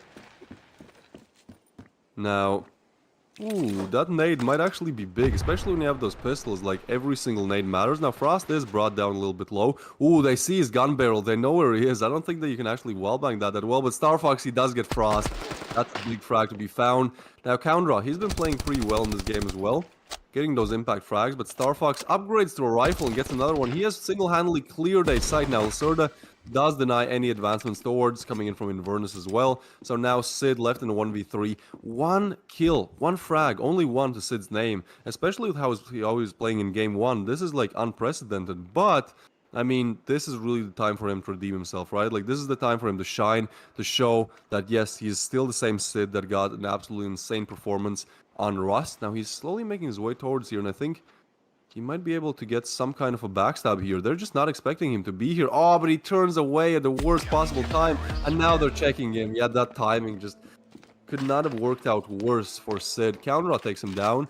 And now INCO, they are 1 round away from equalizing the scoreboard. And Saints, they haven't really had, well, any kind of performance on the T side of things. They literally haven't gotten a single T side round. So INCO are actually looking good. I mean, Lacerda here again getting a double and then Counter finishing it off. It really is a shame that we didn't see Sandstone first, because then, you know, it would have been still possible for INCO to take it home, and I think their moral and their mentals just would have been higher as well.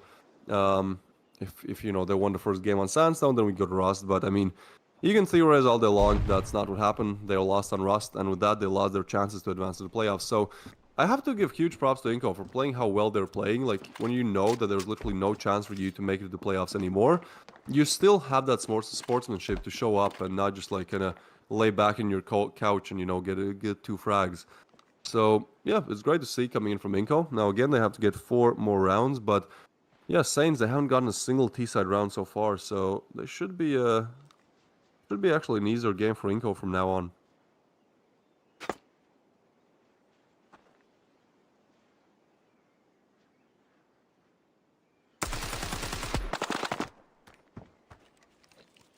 I think Saints are kind of taking the slow approach here. Like, they're not exactly pushing things, and they're not even taking that much of map control. They're kind of just peeking very common, very long-range angles, seeing if there's anyone there, and then slowly grouping up as a team to just viciously attack B, I'd assume. That actually might work out in their favor, because INCO are quite paranoid about those A pushes that Saints were trying out earlier. And so they've actually sent like 2 players towards A and 2 more towards mid. So once the push actually comes in, which is right now, there's only 2 defenders on the B bomb side. Now rotations are coming in. But Reason, he's going to be first point of contact, and he finds Counter. That's actually Inverness with a double. Yeah, this is what you know Saints for. Just very quick, very explosive on the bomb side. But Lacerda gets a double. Felipe gets another one. Somehow that 3v5 is turned into a 3v2. INCO, I did not expect this at all. And Lacerda getting a quad in this round. Taking INCO to 7, that was such a crucial play coming in from Lacerda. He's sitting on 15 frags as well. You know, Inverness might be the top frag of the server, but he's definitely the top frag of his team. And he's coming for Inverness's name in terms of, you know, being the top frag. So, yeah, I mean, when it was a 3v5, I was like, yeah, just, you know, Saints doing what they do best, you know, having a fumble for a few rounds, and now they're back on top. But no, Lacerda pretty much single-handedly winning that round and taking INCO to 7. So this is INCO's chance to actually be in the lead for one of the first times of this best of 2. Now, they have to play it smart in this round, because Saints, they're going to take such an aggressive push towards A. Like, everyone is grouping up towards there. They're already pushing through, and Inverness, no, and again, not with pistols. Counter gets 1, but now Frost's position is known. Reason is trying to get something, but Counter actually gets a double. That's a huge play from him, and Frost gets a gentleman. Alright, it does look like INCO are not going to give away a pistol round. Now, Reason, there's still possible. It's still possible to give away a 1v4. I mean, Reason does find 1, but his position is known. And I think the bomb, yeah, is down as well. And Frost finishes off what he and Coundra started. So that's INCO on 8 for a long, long time. They were just struggling to find anything, and now suddenly they find literally all rounds on their CD side. Very dominant, very nice to see that, you know, they still have it in them. Reason here trying to go for the 1v4, but yeah, that double hole, just not much you can do there unless you get a double yourself. Now Frost, I think he might have tried some parkour there, not really sure. That looked like very far away. But Saints kind of stopping those quick rushes that they tried the previous 2 rounds, you know, hitting B and then hitting A with pistols. Didn't really work out the best for them. So again, they're back to their old ways, which is just playing slowly, trying to look for openers, trying to see, you know, what they can do with just a few rifles and a slow approach to the game. Now, they have bought up, so this is a very important round for them to win, because again, the cash is not really there, so if they lose this one, we're looking at INCO on match point, and Saints pretty much having to force weapons, definitely not being able to, you know, buy everything, all the util that they would want to. So yeah, this round matters way more for Saints than it does for INCO. INCO are chilling. I mean, look at this. Lacerda is on almost 6k. So he can definitely buy and drop over to his teammates if they do lose this one. Now, it seems like a push is coming in any second now. That nade did so much damage on Lacerda there.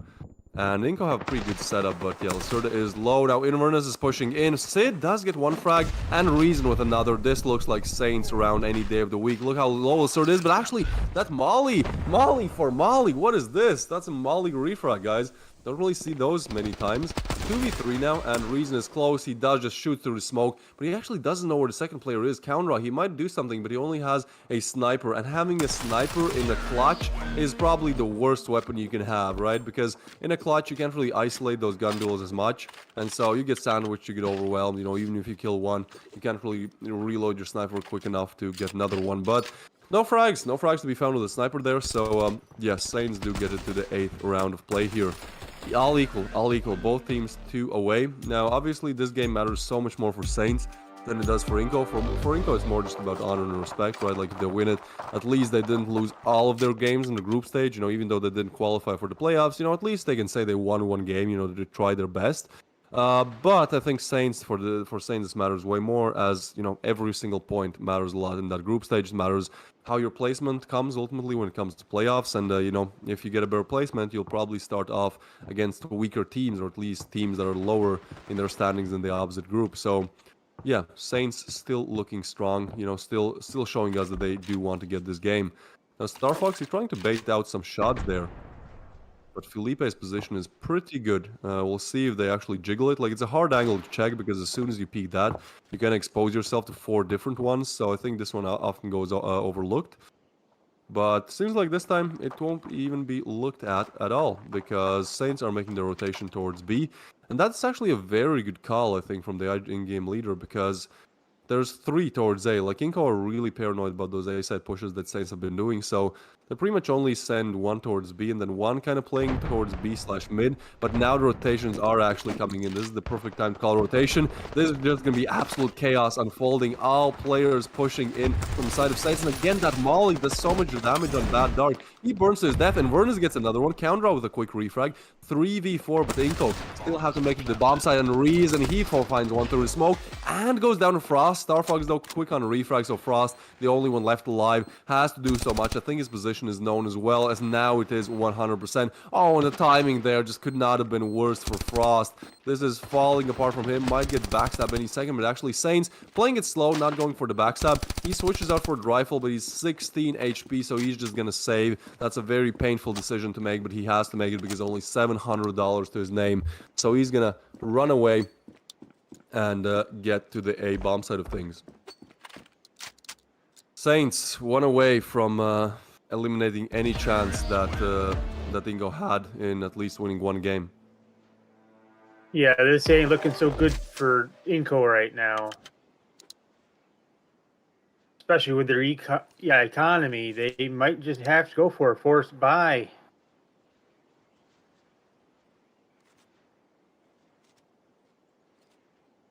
Alright, so we have a tactical pause. I think it's a pretty smart decision to make by Saints here. You know, they are 1 round away, so they definitely do want to think about how to get that last one.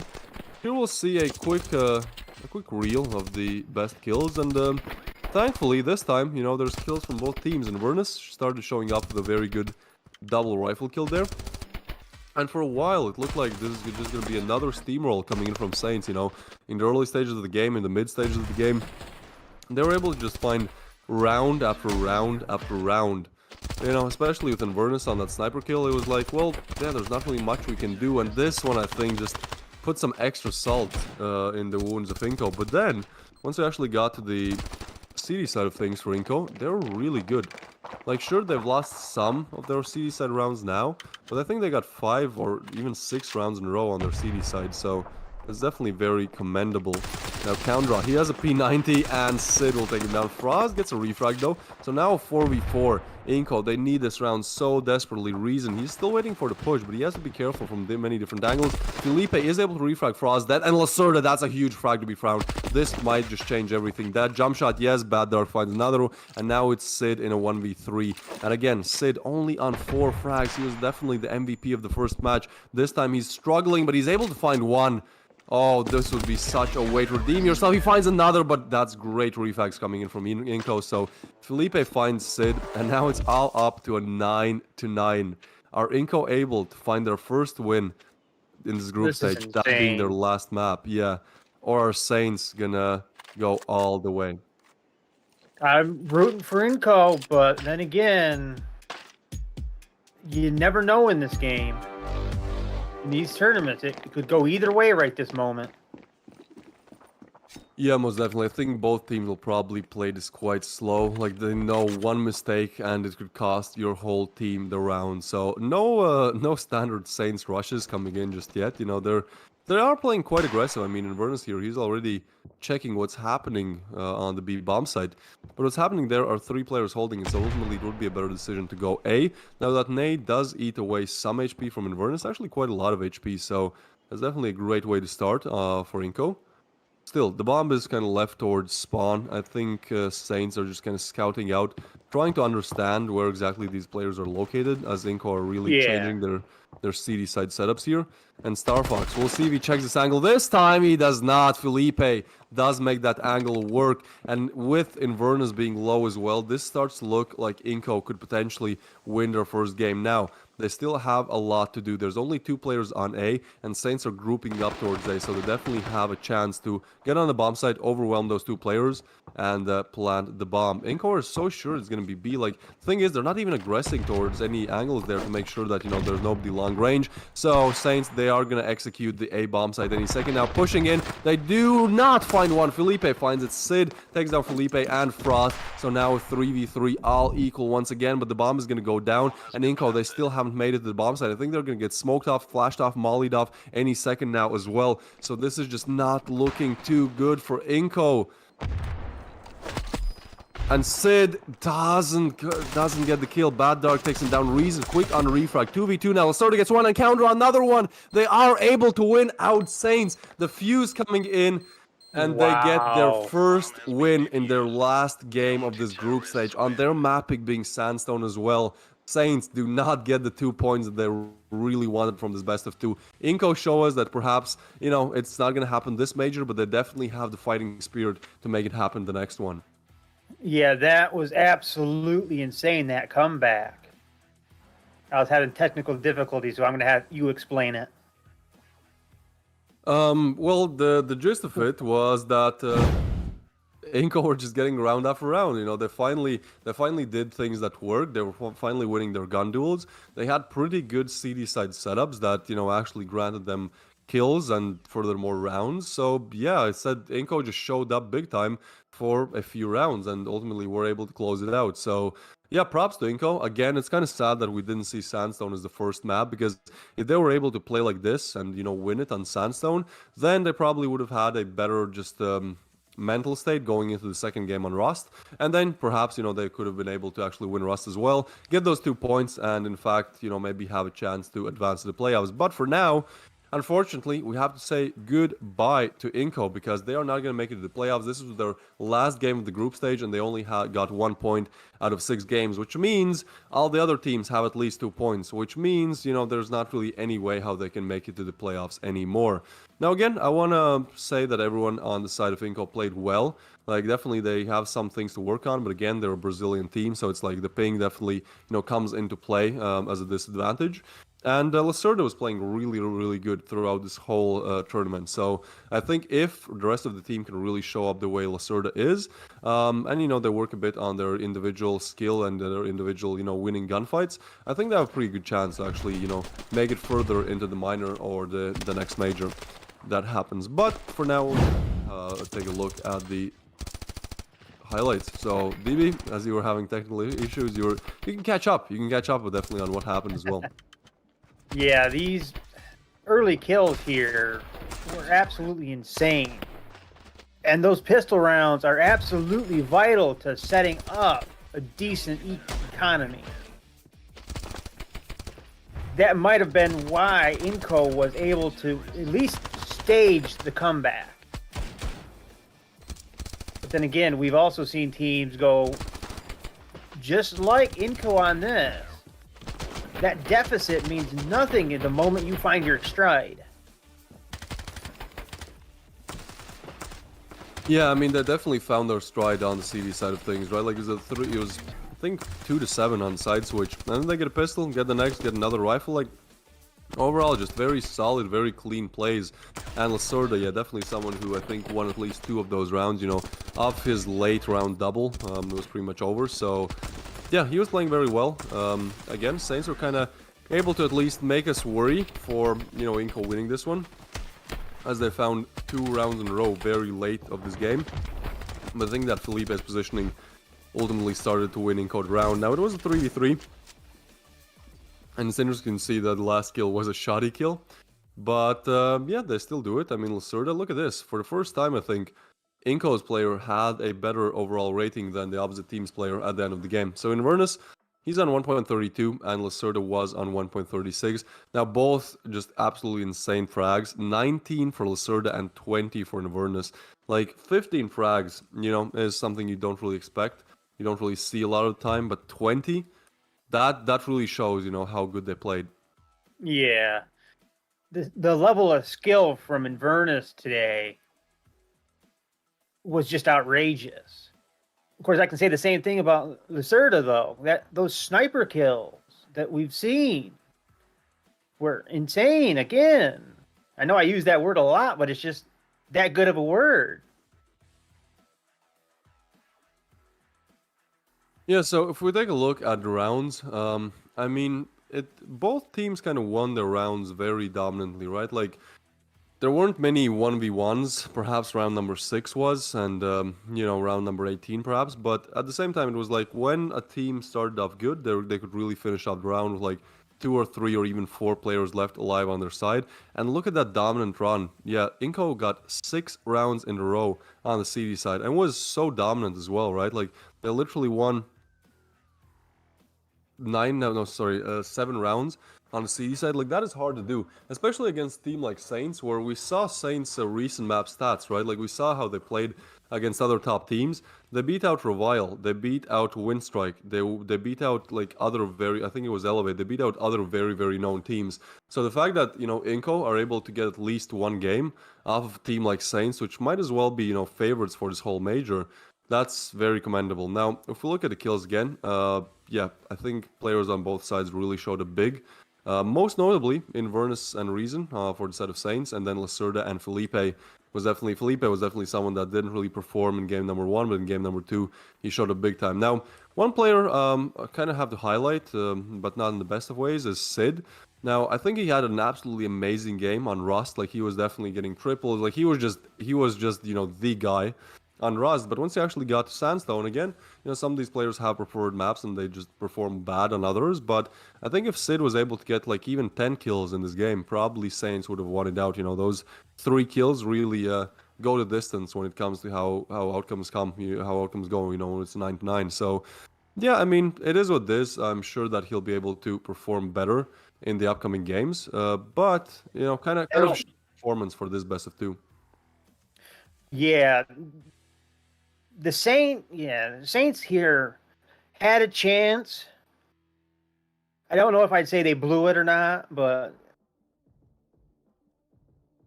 we got Inverness here with 26 kills, though. Rating of 1.38. I say he did pretty good this time. Almost definitely. Inverness is definitely a player that shows up for Saints when they need him. 26 frags to his name across both maps. I mean, I think 30 would be like crazy if you get 30 on 2 maps. Like, that is not many players can do that. But still, Inverness really showing up, especially on map number 2. And I think he had like 26 in total, right? But I think on map number 2 he got like 20 or 19. So it's like on the first map he was really not playing well, and then, you know, he was able to show up when Saints needed him. Unfortunately, you know, not exactly enough to take it over the edge. You know, when it's 9-9, it can really go either direction. But at the same time, Inverness is definitely a player, definitely one of the star players for Saints, I'd say, and we'll see more of him in the upcoming games as well. Yeah, I am actually, even though INCO is not actually in the runnings anymore, I think, I still suspect their last game, they're going to try to spoil. Try to knock somebody else out of being able to get top 3. I mean, look, at this point, they don't really have many chances to do that, as this was their last game. You know, they're out of the, Oh yeah, they're out true. of the, yeah, they're out of the group stage pretty much. You know, 3 games completed. 3 best of 2s played, 6 in total, and it's kind of funny how they get their only victory, as their last game. It's kind of bittersweet. Yeah, it is the one that actually makes it does not matter. Is the one they win. Yeah, But but they at were the same still time, a very good team, though. yeah, I think they're really like their biggest problem, in my opinion, was the just the individual department, right? So, just during Time those for a break, gunfights. everybody. But yeah, either way, we're gonna go Back on a in a break couple here. minutes. So, see you guys with game number 2 after, what is it, 2 minutes, I think? See you guys after. Yeah.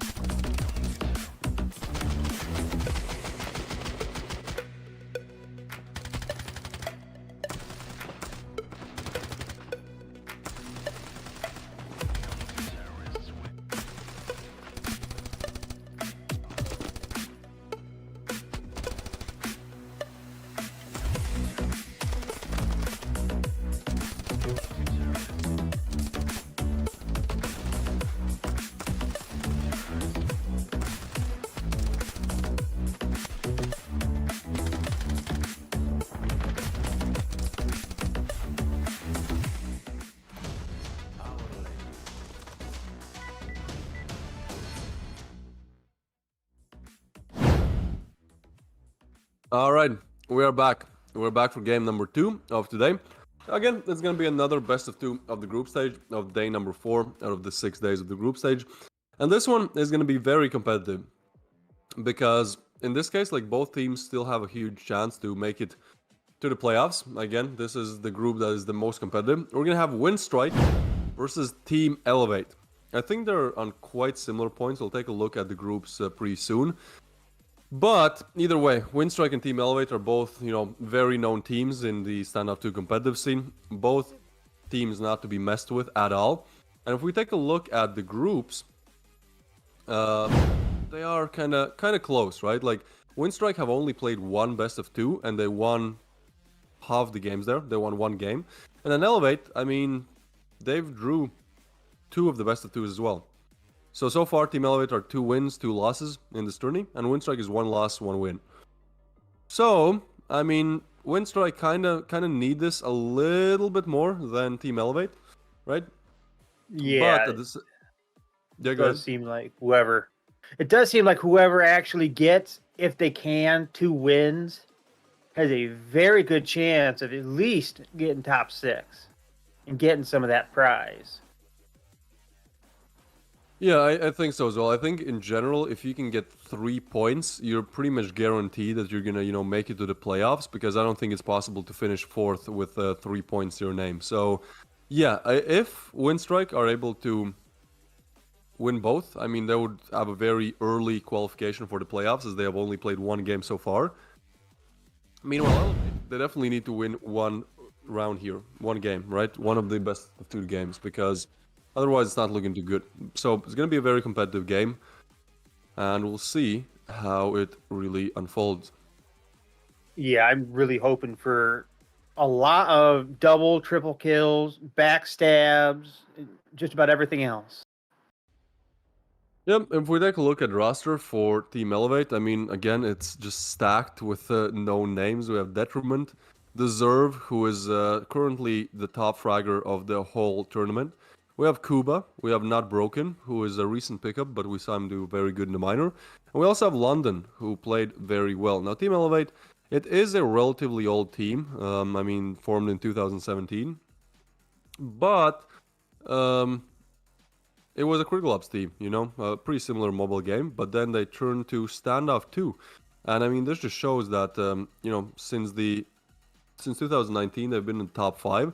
And overall, they're like Team Elevate just knows how to build good rosters on multiple different areas of mobile esports. So definitely a team not to be messed with. We'll look at the recent results, we can see that as well. I mean, they did draw against Noobs and did draw against STREETEIGHT. So that kind of surprised us a little bit. And they've also lost to Winstrike 0-2. So I think that is the most important statistic. Yeah. Now, granted, this was a year ago almost. This was on the 7th August, I believe, of 2022. So you know things have definitely changed. We'll take a look at the side of Winstrike. DB, take it away.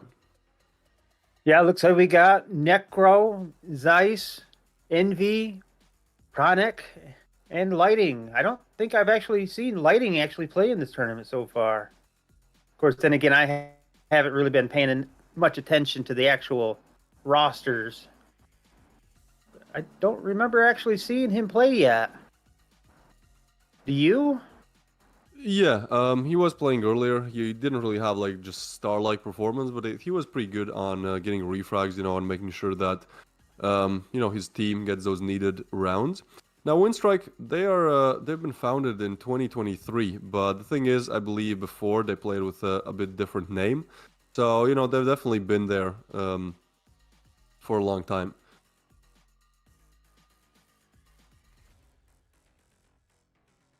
Yeah, it's kind of interesting, you know. They say how they won tourneys in 2022, but then Data Foundations 2023. I think there was just a name change. And again, if we look at the recent results, they drew against Noobs as well. Then they won Death or Glory, and well, they lost to Saints. But again, there was that one result where they did win over Elevate, I believe. So these are the two minors that we're looking at. Yeah, so in both these games, Winstrike won Elevate 2-0. This was in 2022 again, so more than a year ago. So, I mean, rosters have definitely changed. Strategies have definitely changed. You know, many things have changed. But if we just look at the track record, Winstrike definitely in a better position. Yeah, Winstrike is looking to keep this streak alive. But you never know in this level of gameplay.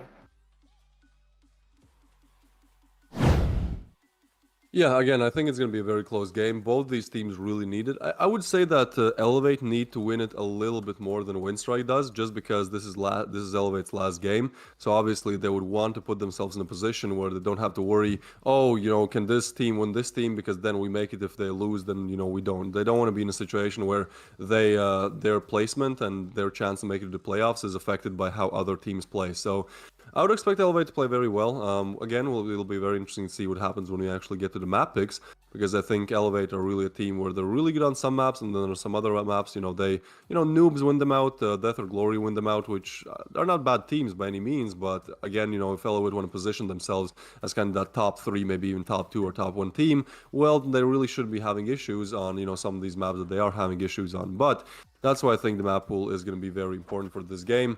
And ultimately, that should be coming up anytime soon. Yeah, and just like every other sport, esport, even professional sports, you do not like to be in the playoffs and have to rely on another team winning or losing to actually be in the playoff. And speaking of playoffs, let's see about these maps. First Rust and Sandstone. So both maps that we saw in the first best of 2 are getting banned, and Province and Sakura. All right, this is a more known map pool. Now Province is going to be an interesting pick for Elevate, right? Because they were actually very good on it. Sakura, yeah. On the other side of Winstrike, well, let's actually look at ratings. So Winstrike, I still can't believe like their win percentages. They're above 50% on every single map, right? So if we look at Province, well, actually Elevate and Winstrike are the same, but Winstrike, they have way more stats on it, so you would believe that that stat is actually more accurate than Elevate's. And then if we look at Sakura, still Winstrike winning in terms of just, maps won versus maps lost. Now, again, Elevate has less games registered here, so I mean that those stats are kind of more shaky. But this does look like a pretty hard matchup for Elevate. Yeah, Winstrike has a lot more on paper, match-wise. But as we've seen before, those statistics don't mean a whole lot until the actual gameplay. And it looks like what we would expect from those statistics. The prediction is 63 to 37 for in favor of Winstrike taking it. But I'm not so sure with the actual what we've seen so far, who is going to take this.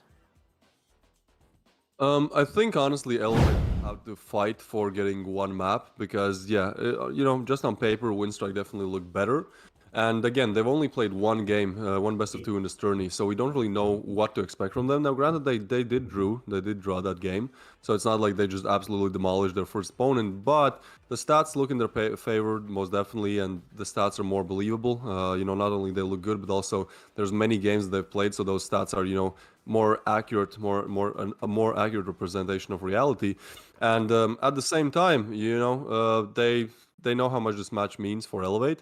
And I think they would probably want to show Elevate that, they are the better team 100%. And again, pretty much all the stats, even the historical matchups that were a year ago that are not going to matter much as many rosters have changed, point towards their victory. So, yeah, it's going to be interesting to see how it goes. I mean, one interesting fact is that we are starting on Elevate's map pick, which is Province, which means that Elevate will have to play very good from the start. It's not like they can, kind of play all right on Winstrike's map pick and then, win on their second one. No, if they want to win this one, they have to start with Province because it's only going to get harder once they actually get to Sakura. So, yeah, I think Elevate will probably try hard, not that both teams are not trying, but Elevate will definitely, play their absolute best abilities on that first map, and we'll see what happens once we actually get to Sakura, which is Winstrike's pick. Well, looks like we'll be getting into the matches here in a couple minutes, but I'm actually really looking forward to these because both Province and Sakura are one of the more sought after maps for some reason in this major. Unlike the two maps before, we've seen once. I think Sandstone. Did you guys see Sandstone or Rust yesterday? Because I hadn't seen either Rust or Sandstone. It was only like Breeze, Province, or Sakura. The three only maps getting played in days number 1 and 2. So yeah, I think it was very interesting. It was fun for me. I always like, if it's possible to watch different maps, I think it makes it more fun. But either way, we are gonna have different maps from the first best of 2. But the same maps that we've been seeing all group stage long. It's Winstrike versus Elevate, everyone. Starting off on Elevate's map pick, that being Province. Elevate on the T side, Winstrike on the CD side. Elevate have to start big from round number 1, and seems like they'll try to do it by going towards mid. Yeah, I'm not really sure what's going through Elevate's mind right now, or even Winstrike's for that matter. Why so? Well, for Elevate, this is all or nothing. For Winstrike, they could really use the 2 wins, but it's not exactly crucial at this point. Yeah, most definitely. I think they're both kind of almost secured their spots in the major, so they just want to get at least 1 point to kind of make it over the edge. Now, Elevate are playing very, very slow standoff here, right? Like, they're not exactly rushing any bomb sites. They're kind of looking for openers, trying to fake, maybe get some rotations towards B. It seems like Winstrike, they're very, very aware of possible things Elevate would do. I mean, even though they haven't committed yet, it does seem like they were sending more and more players towards A, and Exice is going to be the first one finding a frag. So now, actually, 1 rotation will come in towards B. And now with that A-bomb push coming in, I mean, they might be able to do at least something. London, the man in the front here, trying to look for any frags. Now those double nades, very good positioning, but doesn't really get anything. Now Kuba does get a nice refrag on Pronix, so now a 3v3 underway on the bomb side. And actually Winstrike still leaving one player on B. Lighting here. Has to spot something. Tries to go through the smoke. Oh, there's one player who's so low. Lighting does get one. And now it's only London left alive. He has to fight in a 1v3 clutch and they know exactly where he is. And I think he might not expect this push from Exice. He's going to get sandwiched. He's going to get cornered. And that's exactly what happens. Exice, not even quick enough on trigger. It's going to be Necro taking him down and taking Winstrike to their first round victory. Yeah, a little curious if they're going to actually... I'm pretty sure Elevate has to do one eco round right this moment. But I'm a little curious what Winstrike is going to do.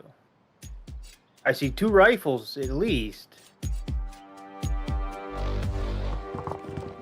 Yeah, I think they're just doing a standard buy-up. I mean, yeah, they could buy maybe a little less, but they are fully expecting themselves to win this round. And I mean, yeah, against 3 default pistols and then 2 Tech 9s, like that should definitely be the case. Now, Elevate are all grouping up towards A, so if they push together, you know, using the tank strat, just let's all form a formation, you know, 5 people and just rush in, you know, all guns blazing. They might be able to find at least 1 or 2, but it seems like they are splitting up now, sending the bomb kind of more towards mid and then 2 players towards B long. Now, if Pronix peeks this any second, I think he might be good for a kill, even though that is long range with the MP7, which might not be the easiest thing to do. The rest of the team is really their close refrag, that being Necro. Kuba, okay, he finds one with a Tech 9. And Detri with another one. How is this happening? Winstrike, they have to get this kill. Necro does know where the player is, but he might get overwhelmed from both directions. And he is not broken. Takes him down with a pistol as well. 2v3 Envy might go big here. I don't think he's being checked just now, but now, yeah, that nade comes in. And they might as well understand where it's gonna go.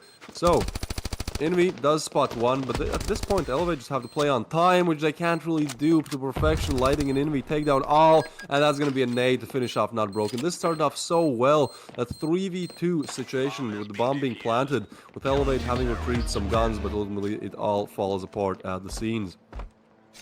Yeah, just a little curious if overconfidence is playing at all into how Team Elevate is playing right now.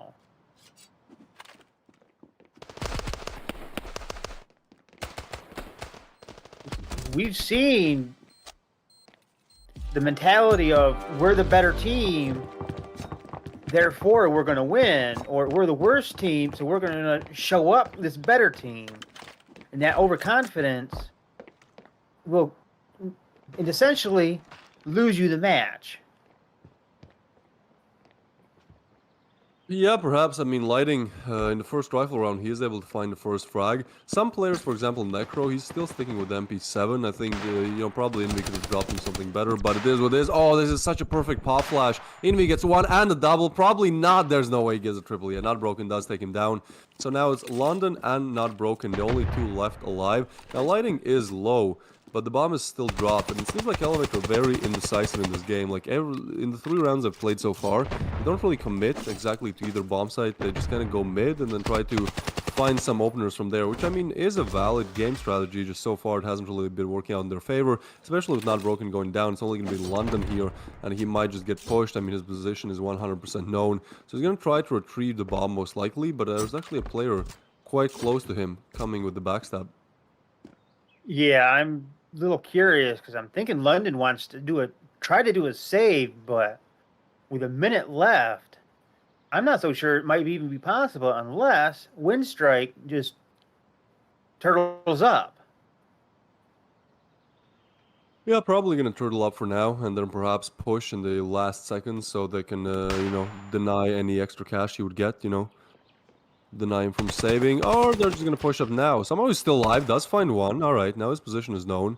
I think that backstab from Pronix might come in any second, but London, he's kind of looking towards that direction, but he's very paranoid about just all angles here, so he's gonna try to keep pushing. At this point, it doesn't even matter, because even if he makes it to the bomb site, he doesn't really have the bomb. Winstrike know it, so they completely evacuate the bomb site, and ultimately Pronix is gonna get the backstab frag there on London. So Winstrike showing up big, 3 rounds in a row now on Elevate's map pick, nevertheless. Yeah, actually winning on your opponent's map pick is probably huge. mentality you can go into your map pick is essential.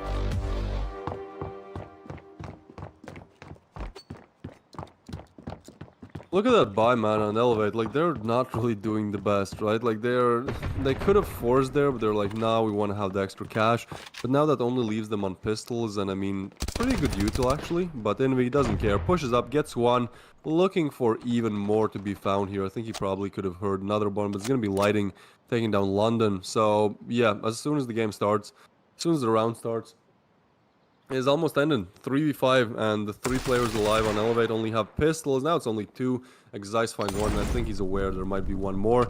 That that Molly will actually tell him that that suspicion is true, but Zeiss, man, he keeps doing this. What can you really do? And Pronix just Winstrike completely shutting out Elevate from the match. Oh, they're even doing this now. They're even doing this now. Oh, no. Oh, that's just mean. I've done it, but that's just mean. Yeah, I mean, it's definitely, I mean, it's not, you know, banned, so there's definitely one way to get in your opponent's heads, you know, if you're 4 rounds down, you're getting destroyed, and then you see that somebody does this, like, it probably doesn't weigh too well on your mental. So Winstrike really using all the strategies that they can to get ahead here, and I mean, props to them, you know, you can definitely see they have that warrior spirit to just keep fighting and keep going for those wins. Yeah, these wins are essential right now for both these teams. Just winning or losing this one round could actually determine first.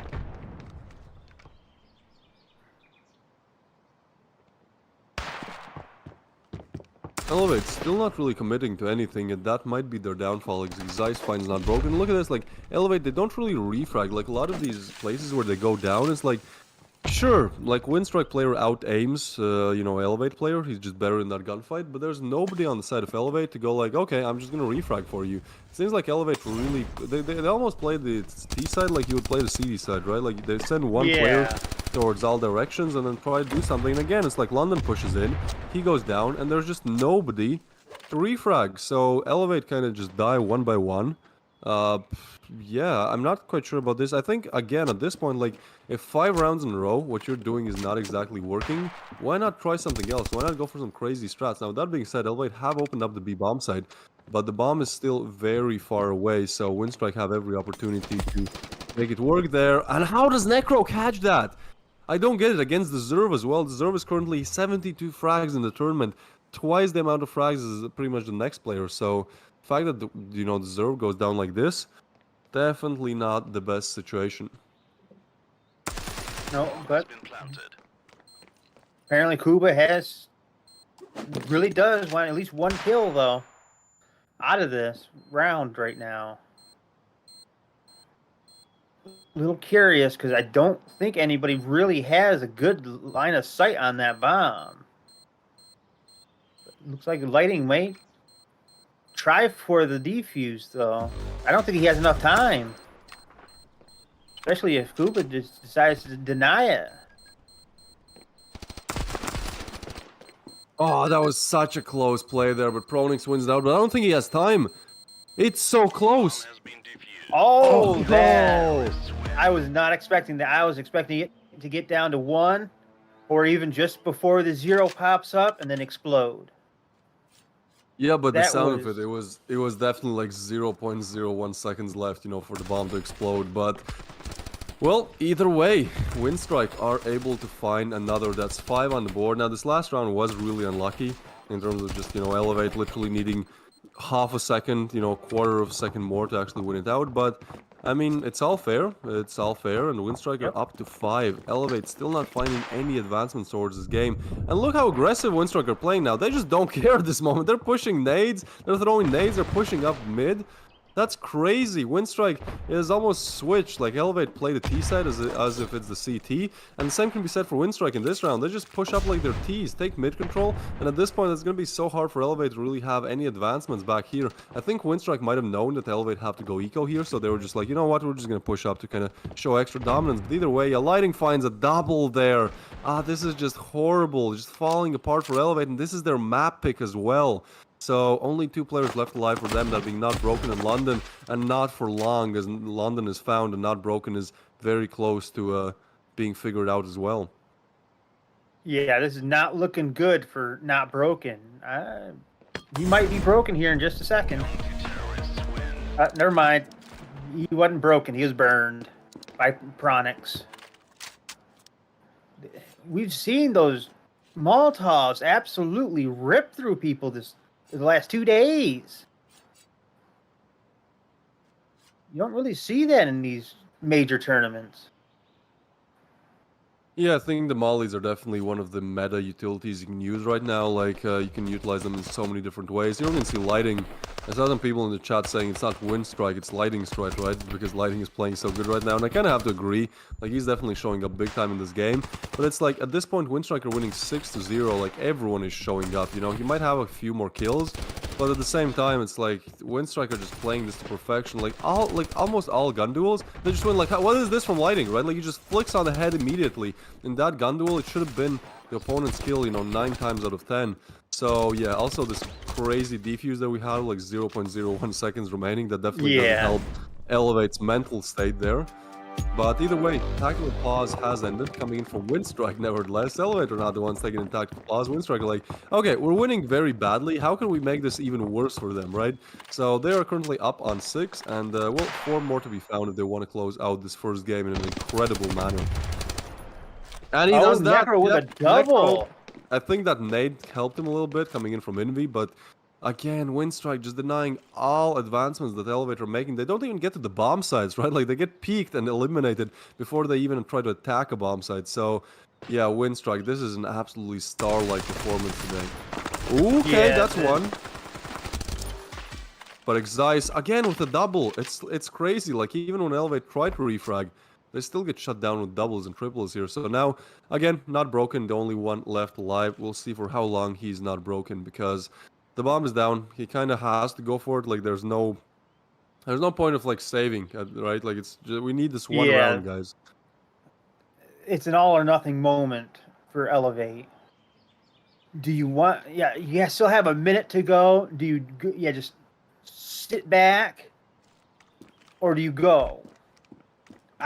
If I was Not Broken, I'd be listening to my captain, but also ignoring him completely and saving. Well, Broken is getting 1 frag, and unfortunately he hasn't gotten the bomb yet, and there's going to be 2 players defending it and guarding it. So that's really a lot to do, and now he's getting spotted as well. Not really the best HP, and yeah, there's so many different angles on that timing. Just extra salt in the wound there. Right as he pulls out the nade or a flash to do something, he gets peeked. So Winstrike, they are still able to cause the biggest upset in the tournament so far. I think the biggest one was 10-1 against INCO, I believe. Yeah. But this one, I mean, it could go 10-0. It really could. Necro here again. It's like Elevate. They don't even make it to the bomb site. They just peek them. You know, they take map control everywhere they can. Necro got 3 kills on that last match. Yeah, it's like there's just nothing you can do. Like, literally all players from Winstrike are showing up like a different round, and there's a different star player who gets like a triple, and the rest of the team can just kind of chill and, you know, come into play if they're needed. So absolutely insane what Winstrike are doing right now. Yeah, these multi-kills that are coming out are just epic. A little curious, because looks like Winstrike actually might be switching up tactics. I don't see him go on the offensive.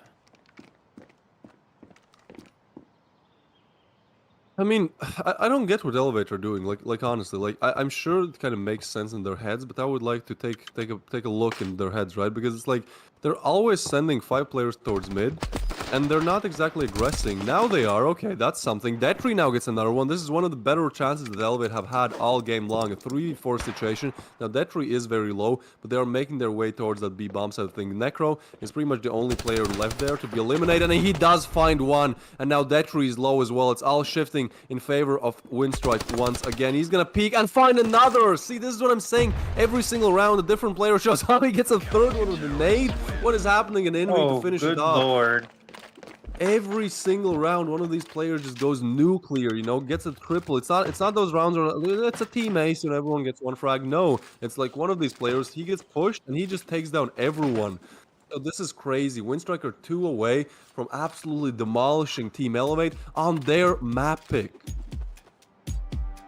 I would love to be in the communication for Team Elevate right now, especially considering this is their map pick. This is insane. If Winstrike can take this round, all they need to do is take the pistol. Now, Elevate are switching up their game style a little bit now. In the last round of play, they are not sending all players towards mid. They're actually kind of tilting more towards B. The bomb is definitely going B. And Winstrike, honestly, they only have 2 players on B, so I think they're in a pretty good chance to actually do something. But again, Exice in the same position, and Pronix just run by. What is this? Again, Pronix gets a crazy triple. Every single round, one player from Winstrike just goes nuclear. This time, it is Pronix. I don't know how he got that triple there. He got the first one just run and gunning, you know, just run and gun pre-fire, and then another 2. Now, Zerv is the only one left alive. And even though he is the top fragger of this tournament with 72 frags to his name, he only has 3 in this game, and I'm not quite sure if he can find 4 more to more than double his kills in just one round and, you know, make the clutch. This is pretty much an impossible 1v1. So Winstrike are, I almost want to say, on 9 rounds here heading into the half. Pronix denied that comeback though, so I'm not so sure right now if Elevate can even come back. This is not looking good at all.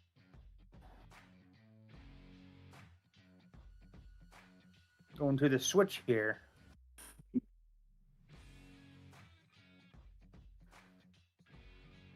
All right, so Elevate, I mean, a little work to be done here, right? Like, this isn't looking too good. This is Necro getting some nice frags, and here he got a triple, actually. Got 1, 2, and then that final nade eliminates Detri. So, yeah, Elevate falling apart at the scenes. This is their mapping as well. This is probably the craziest triple of this game. Like, I'm not quite sure how he gets those 2 frags instantly. And at this point, like, literally Winstrike need to win 1 round to cause the greatest upset to literally eliminate Elevate 10-0. So, it's definitely looking possible. Now, they have dropped down the bomb. They haven't really, like, pushed either bomb site just yet. Now, London is actually going to take a bit more of aggressive peek here. Bit more of an aggressive push. We'll see how that one works out.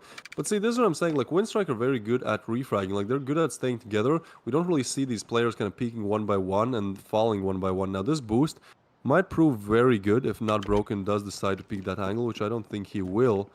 But again, yeah, Winstrike, they're just playing very well on refrags, right? Like, even if we look at the minimap, it's like all players are kind of grouped up towards together, right? Like, they're not taking individual peeks. And when they are, like Necro is here, they're not just over-aggressive, you know, he spots a player there, you know, perhaps gets some damage in, and then he just gets away.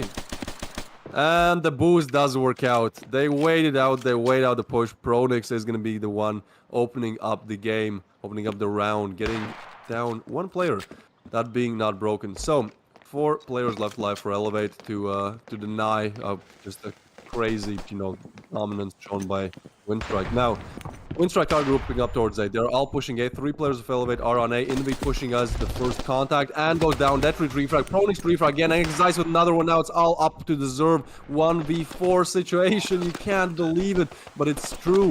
Winstrike might have just done one of the craziest things you've ever seen in a Standoff 2 competitive tournament. Eliminating a close opponent 10-0.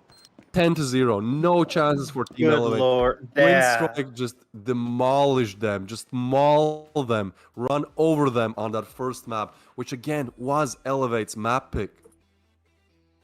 That was insane. I was a clean sweep from Winstrike against one of the tournament's more favorite team, Team Elevate.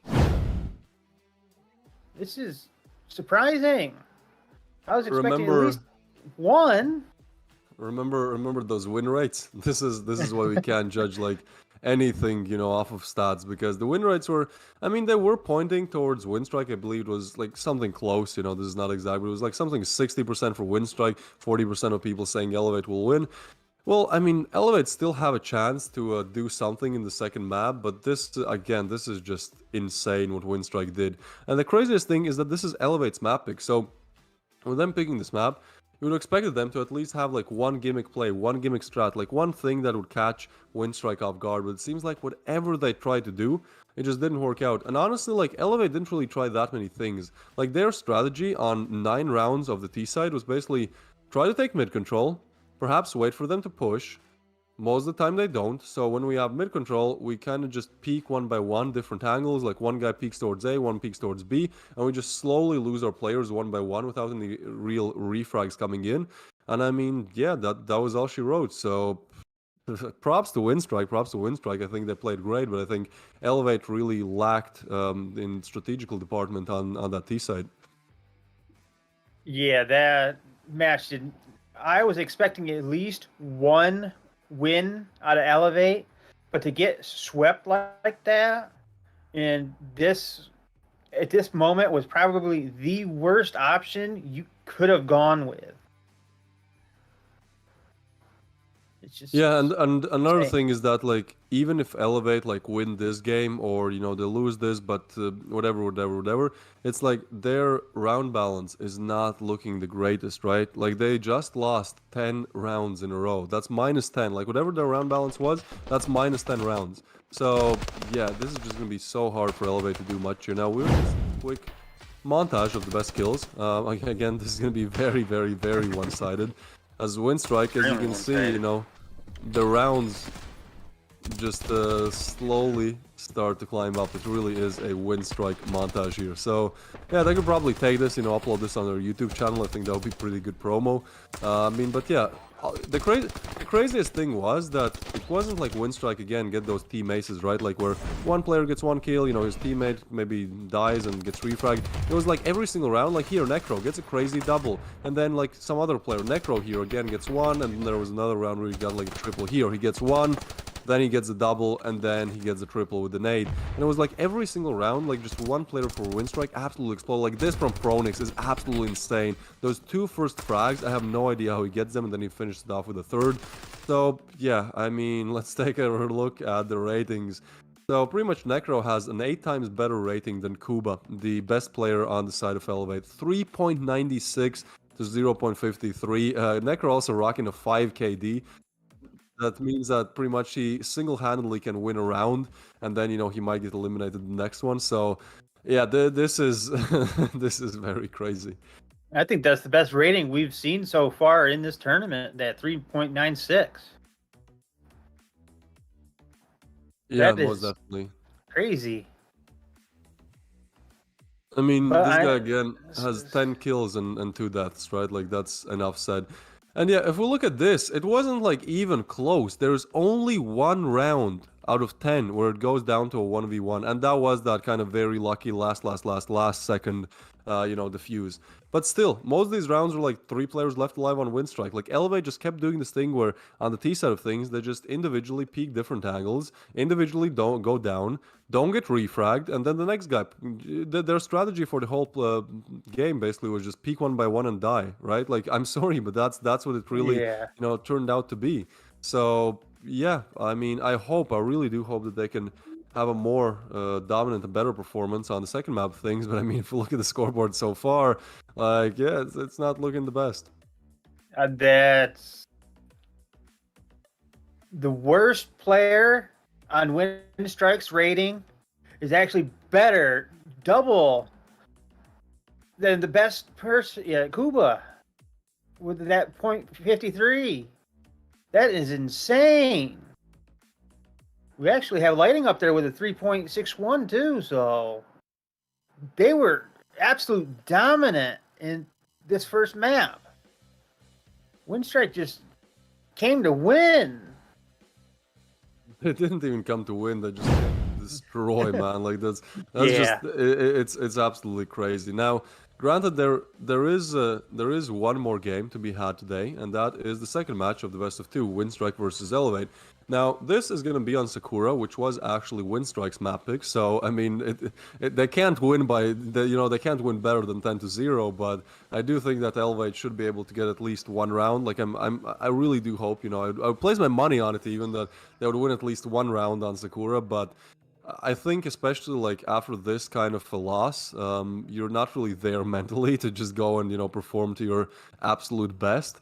So yeah, we'll see how it plays out once you actually get to Sakura any second now. But Yeah. Winstrike just looking very good. Can we take a very quick look at the groups, by the way? Because I think now it's going to get interesting because as we can see, okay, so Elevate have 2 points, but Winstrike have 2 points now as well. And if they'll win this next map as well, then they are 1 point ahead of everyone else in the group and 2 points ahead of STREETEIGHT. So this would put Winstrike in a very, very, very, very good position to kind of take the group leader stage, and especially with one game still being left for them, they should be able to remain there, get at least one more point next game. But for Team Elevate, if they lose this one, then they're pretty much finished their group stage with 2 points, and STREETEIGHT have only played one game.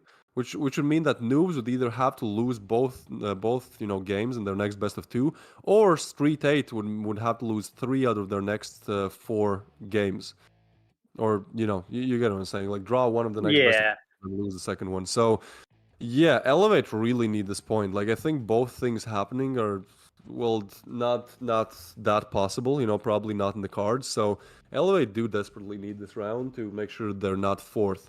We're not even talking about them, getting anything more than third. This is just for not being eliminated out of the playoffs. Yeah, this is going to be absolutely crucial here now for Team Elevate. But I think you were wrong about the win. Yeah, it being better possibility than a 10-1, because they can go 2 10-for-1s. And that would be even better. That is technically true. Yeah, that is technically true. Just keep racking up those 10-0s. Round balance, never heard of it.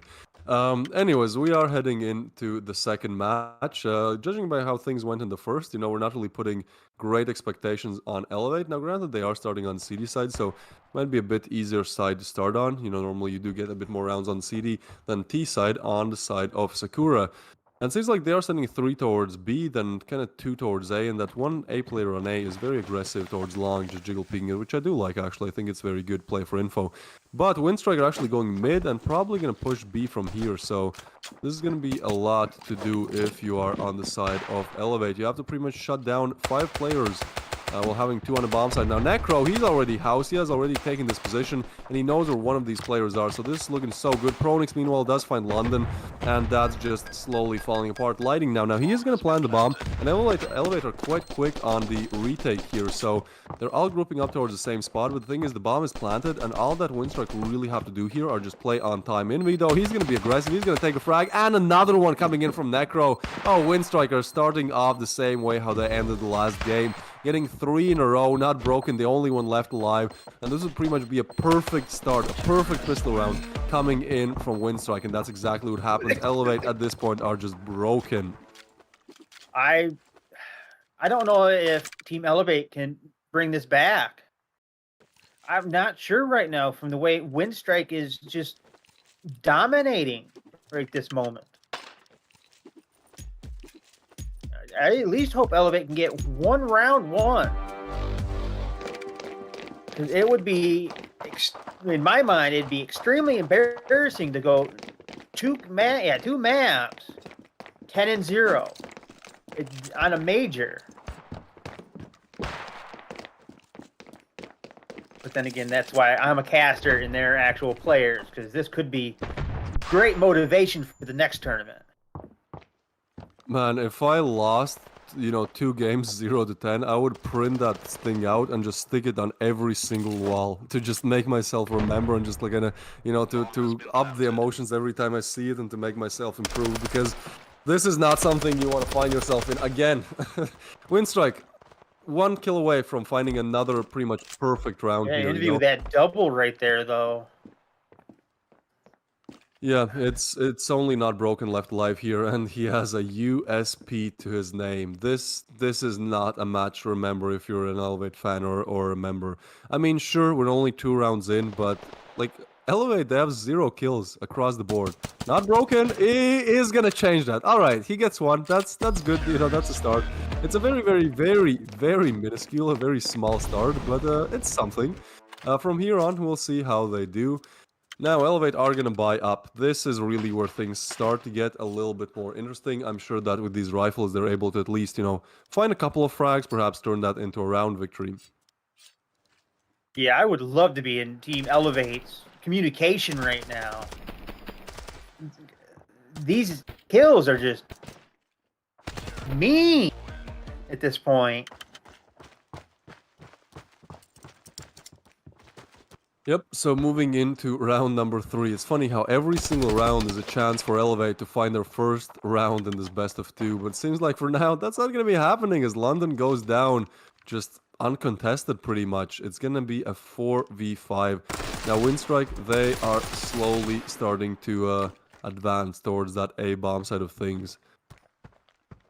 Yeah, I'm not so sure I would actually go for A, though. But Detriment, though, taking out Lighting could mean something here, but not sure. It could. It could. I mean, we said this could be good for Elevate many times in the first game of Province, and then it never was. So I'm not putting any expectation on Elevate, honestly, and I don't say that to you know, sound mean. It's just kind of judging how things have went so far. I think, you know, they're a team that can win those opening gun duels, and then just, you know, it all falls apart suddenly. But for now, I do have to agree. It looks pretty decent. I mean, they are going still towards A, where 3 players of Team Elevate have grouped up towards. There's still 50 seconds left on the clock, and I think they're actually utilizing a good entrance here, where they can kind of get on site and then play from there, which might be a bit easier. Yeah, this is not looking good for Elevate. Yeah, Zeiss Zeiss putting just down the doesn't bottom. care. He just doesn't care. He spotted one player and he's just like, no, I'm still gonna plant it. I don't care. And he gets a frag on Detriment and Necro on Deserve. Elevate, not like this again. Again and again and again. This is what happens when Winstrike plays against Elevate. 2v4 now. Not Broken and Kuba, the only ones left alive. And look at this, Kuba, he's already evacuating. He has $0 to his name. So at least saving that rifle onto the next round would be perfect. Yeah, this is not looking good for Elevate. Not one bit.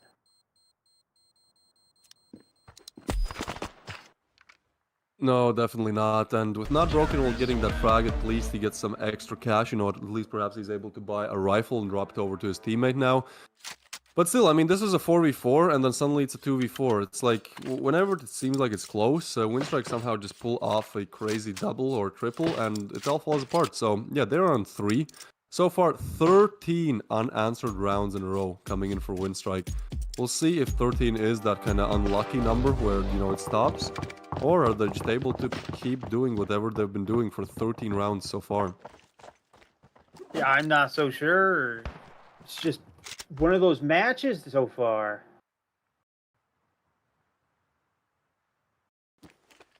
Although, like I said, I would love to be in the communication of Team Elevate right now and see exactly how their mental state is. How the team captain is trying to give them a morale boost to get them back into it. You have to pull off one of the greatest speeches in human history, I think, to actually make this one work for Elevate. Like, yeah, I can't imagine what kind of, like, negative emotions they're going through right now. Now, the bomb plant is going to come in, and actually Detriment, he finds one. So for a very rare time, Winstrike find themselves in a player disadvantage here. Lighting, he's still staying on the bomb site. Now, there is plenty of time for the Team Elevate to make this work, but Lighting finds one. No, there's no way he finds another. Okay, Detriment takes him down. Detriment has really been the man of this round, but Necro, quick on refrag, now 3v3, and I think the bomb defuse might come in any second now. Many of them are peeking, but Envy and Exise gets a double, and now it's all up to Kuba, and Exise takes him down again. Man, whatever Elevate do, this was a 4v5. It looked good. It looked like they can just push in together and take it. They can't. They just can't finish these rounds. Like, they're starting to you know, start good. They're starting to get those opener frags. They're starting to do good in the first half of the round. And then when it goes towards that end stage, it just all falls apart every single time. So, Yeah, it's gonna be another eco coming in from Elevate, and it seems like Winstrike might be able to pull off 15 rounds in a row here. That's absolutely insane. Yeah, this completely unexpected from Winstrike in my opinion. I knew they were a team that could, but I did not expect it against Team Elevate. I thought this would be not this close. Not this much of a landslide for Winstrike.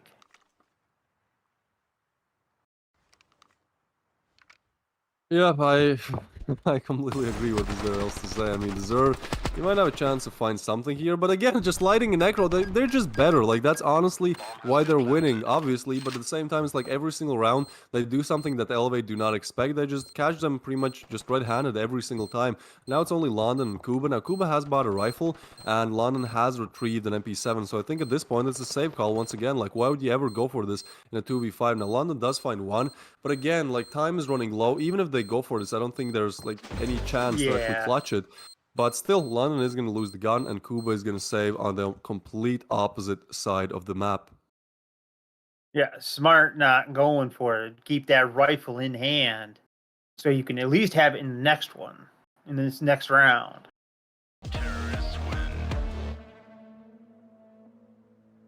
That is 15 unanswered rounds, though, against Team Elevate, the one team I did not think would allow this to happen. No, me neither. But either way, I mean, Winstrike, they just keep bulldozing. They keep just rolling through these rounds. Now, Elevate, again, they have a full rifle buy. They should be good for them. They should be able to, you know, start off good and finish off good. But, yeah, there has been huge problems with that second part of that sentence, as every single time they're in a lead, it just kind of falls apart. Now, not broken. He's going for some pre-fires there, throwing some nades, but I think he might get peeked up towards there. Oh, he's actually expecting that. Okay, now, broken, let's see what you can do. Can you get a frag? You can get a lot of wallbang damage, but somehow Envy... I mean, okay, at this point, it's kind of lucky for Winstrike as well. Like, Envy definitely should have died there. I know it's a wallbang, but still, you got so many hit markers there. Sure, again, wallbangs deal less damage, but yeah, Envy stays alive, but now, like, again, Elevator starting off good. They have definitely the HP advantage, you know. They are kind of grouped up towards the correct locations where Winstrike might attack. But, I mean, there's still a minute 20 left on the clock. Yeah, I'm a little curious who's going to go down first. Which team is going to have someone go down first? Because you got Envy and now Broken, both kind of low. I mean, look, I think Winstrike are just performing so well individually. Like, look, X-Zeiss has 6 kills, Team Elevate have 7 kills, like, in total, right? So, it's like, I think Winstrike are just winning most of these gun duels because, well, they simply out-aim their opponents. There's not much to it, right? Like, Elevate are playing kind of default CD side setups. It's not like their setups are crazy or something unconventional that just doesn't work at all. It's simply the aim isn't there. And I mean, sure, in this round, at least Envy is low. But again, I feel like as soon as Winstrike decide to push any location, they're going to have that aim advantage once again. And that's what happens. Pronix just takes down Kuba. Now it's a 4v5. Sure, X-Zeiss is still low. But Elevate, oh, they do actually boost up. That's pretty smart.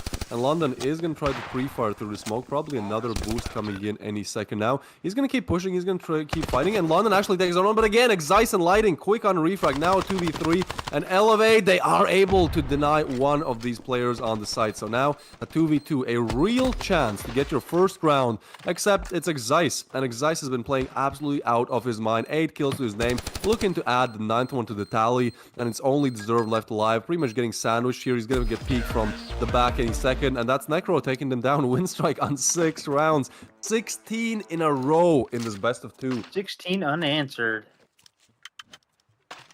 This is and another one. Not looking good.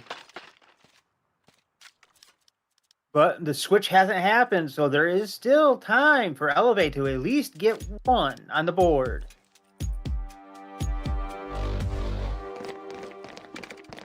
I think it might be time for a nice tactical pause. Give that. I think at this point, like, what can you even say in the tactical pause, right?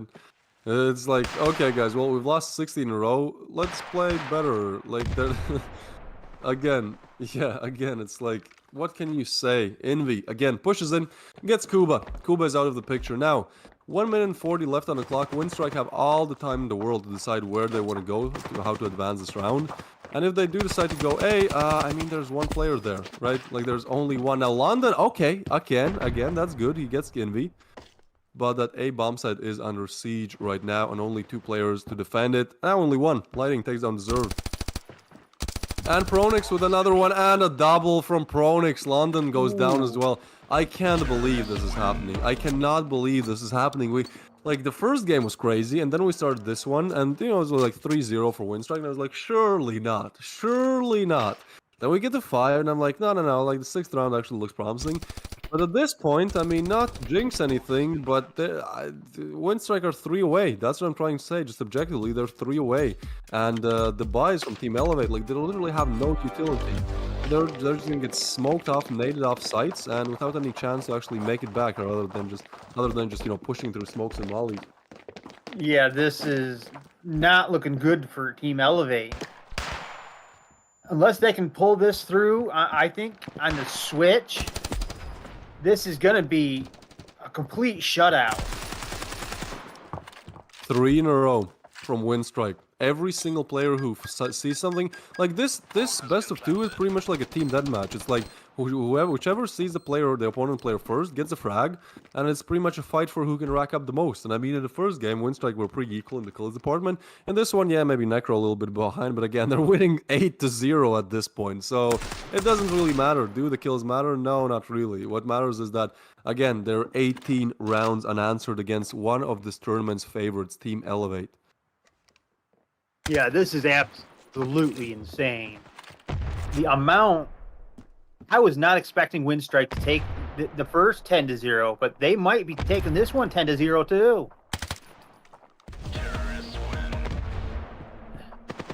Completely unexpected. All right, But one London more was rifle. able to take out Envy though, right before the round end there.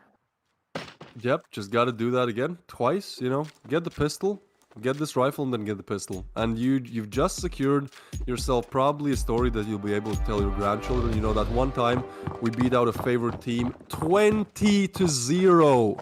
How is this possible? How is this real? I have no idea, but I mean, Winstrike, they still have to get 2 more rounds to make it real.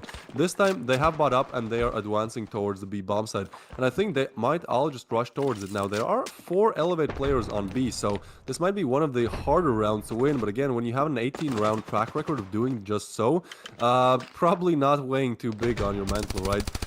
So, they are trying to find gun duels, and Zeiss, again, yeah, he sees the player first, gets the kill first. So now a 4v5, now there is no backstab.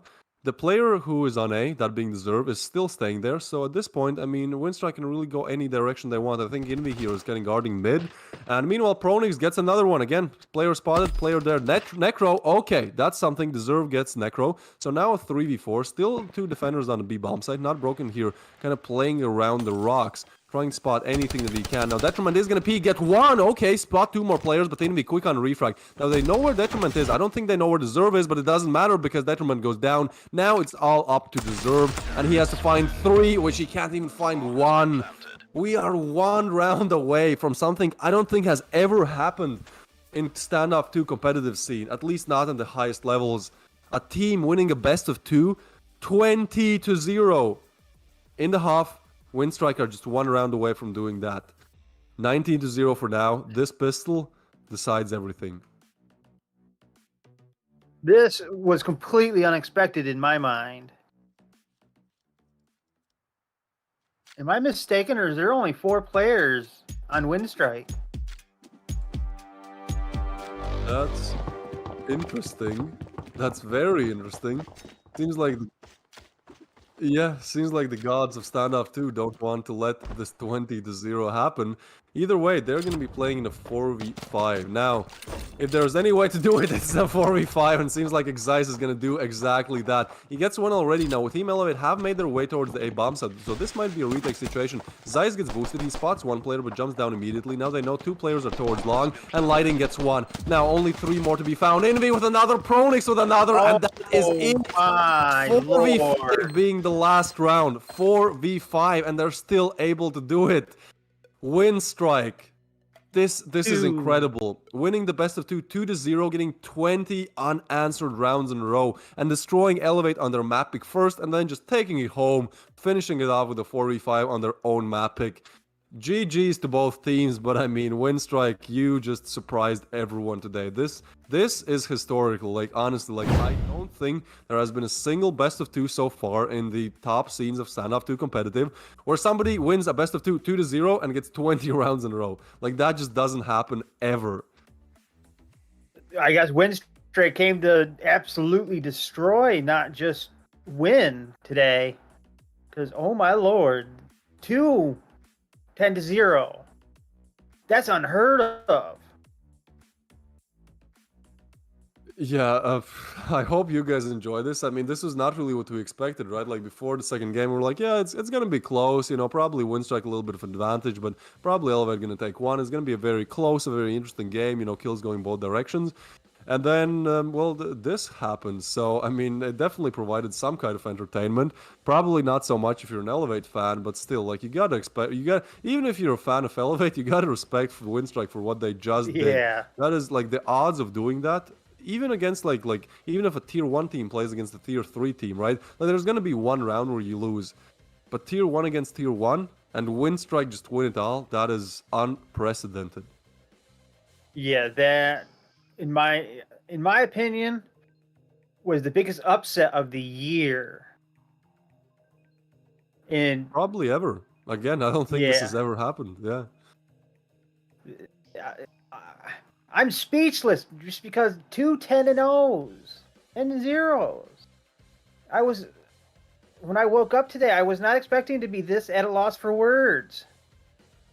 No, me neither. Probably one of the, you know, seeing a 20-0 is definitely not one of the things on my list. Again, we kind of expected this one to be pretty close, but it is what it is. Again, I mean, props to Elevate for trying. Here we can see another strike kill montage, because you're probably not going to see anything else than that. I mean, they start off strong, win the pistol out 5-0, then win the second one, I believe, what was it, 4-0, something like that, and then they just keep going from there, you know, every single round, putting up good performances. Again, Elevate were in a position where some of these rounds, at the early stages of the round, they definitely had the advantage, at least in terms of players, but Winstrike were just able to win out any type of round they were put in. At any moment, they were just ready to, you know, take it all home. So, yeah, Pronix here getting a nice double.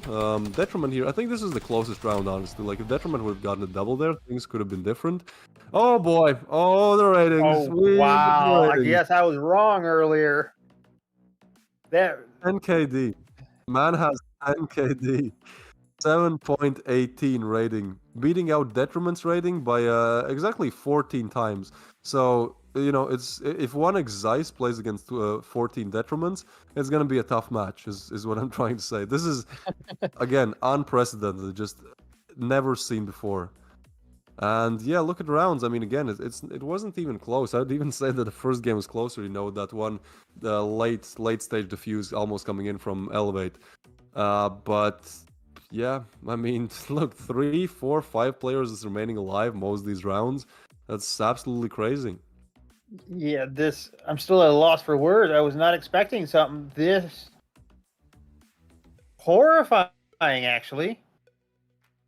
Just look at this. Other than Necro, they were evenly scored for Winstrike. But then you look at the ratings, and they're actually pretty different. Because you got a Zeiss up there, 7.18, which is absolutely bonkers. And then you got others that are the entire team Elevate, which, again, 14, 15 times lower. Insane. I mean, one of the craziest things is that I think Deserve was the top fragger of the tournament, right? He had like 72 frags, and in this matchup, he is the last. He has the worst rating. And yeah, I mean, here we have Necro. I think this is across both maps. 15 kills to his name, 3.92 rating against a tier 1 team across both maps is absolutely insane. 5KD, just dropping a casual 5KD, why not? Yeah, Winstrike, this really puts them in a position where, we could consider them making it to the finals of the playoffs and possibly even winning the major. I think if you're able to put up performances like this on 2 maps, not a one thing, just lucky thing, just doing this on 2 maps, it means that, they're definitely here to win. They're not here to play games and fool around. They're here to take it all home.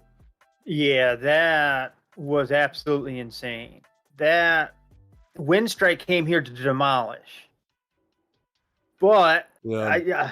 I honestly do think that they have a very good chance of making the playoff and getting into the finals. Maybe even the grand finals if they keep playing up to that standard.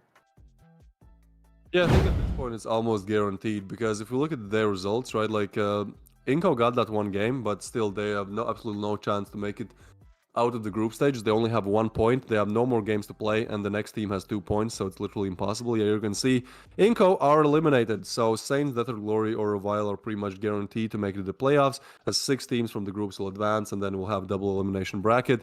But for now, in Group A, it's more about just Saints, Death or Glory, and Revile kind of battling it out and seeing, their placements. And then, obviously, if you get first place, you'll probably get matched up against third place of the other group. So you can definitely improve your chances of, starting off more easily in the playoffs.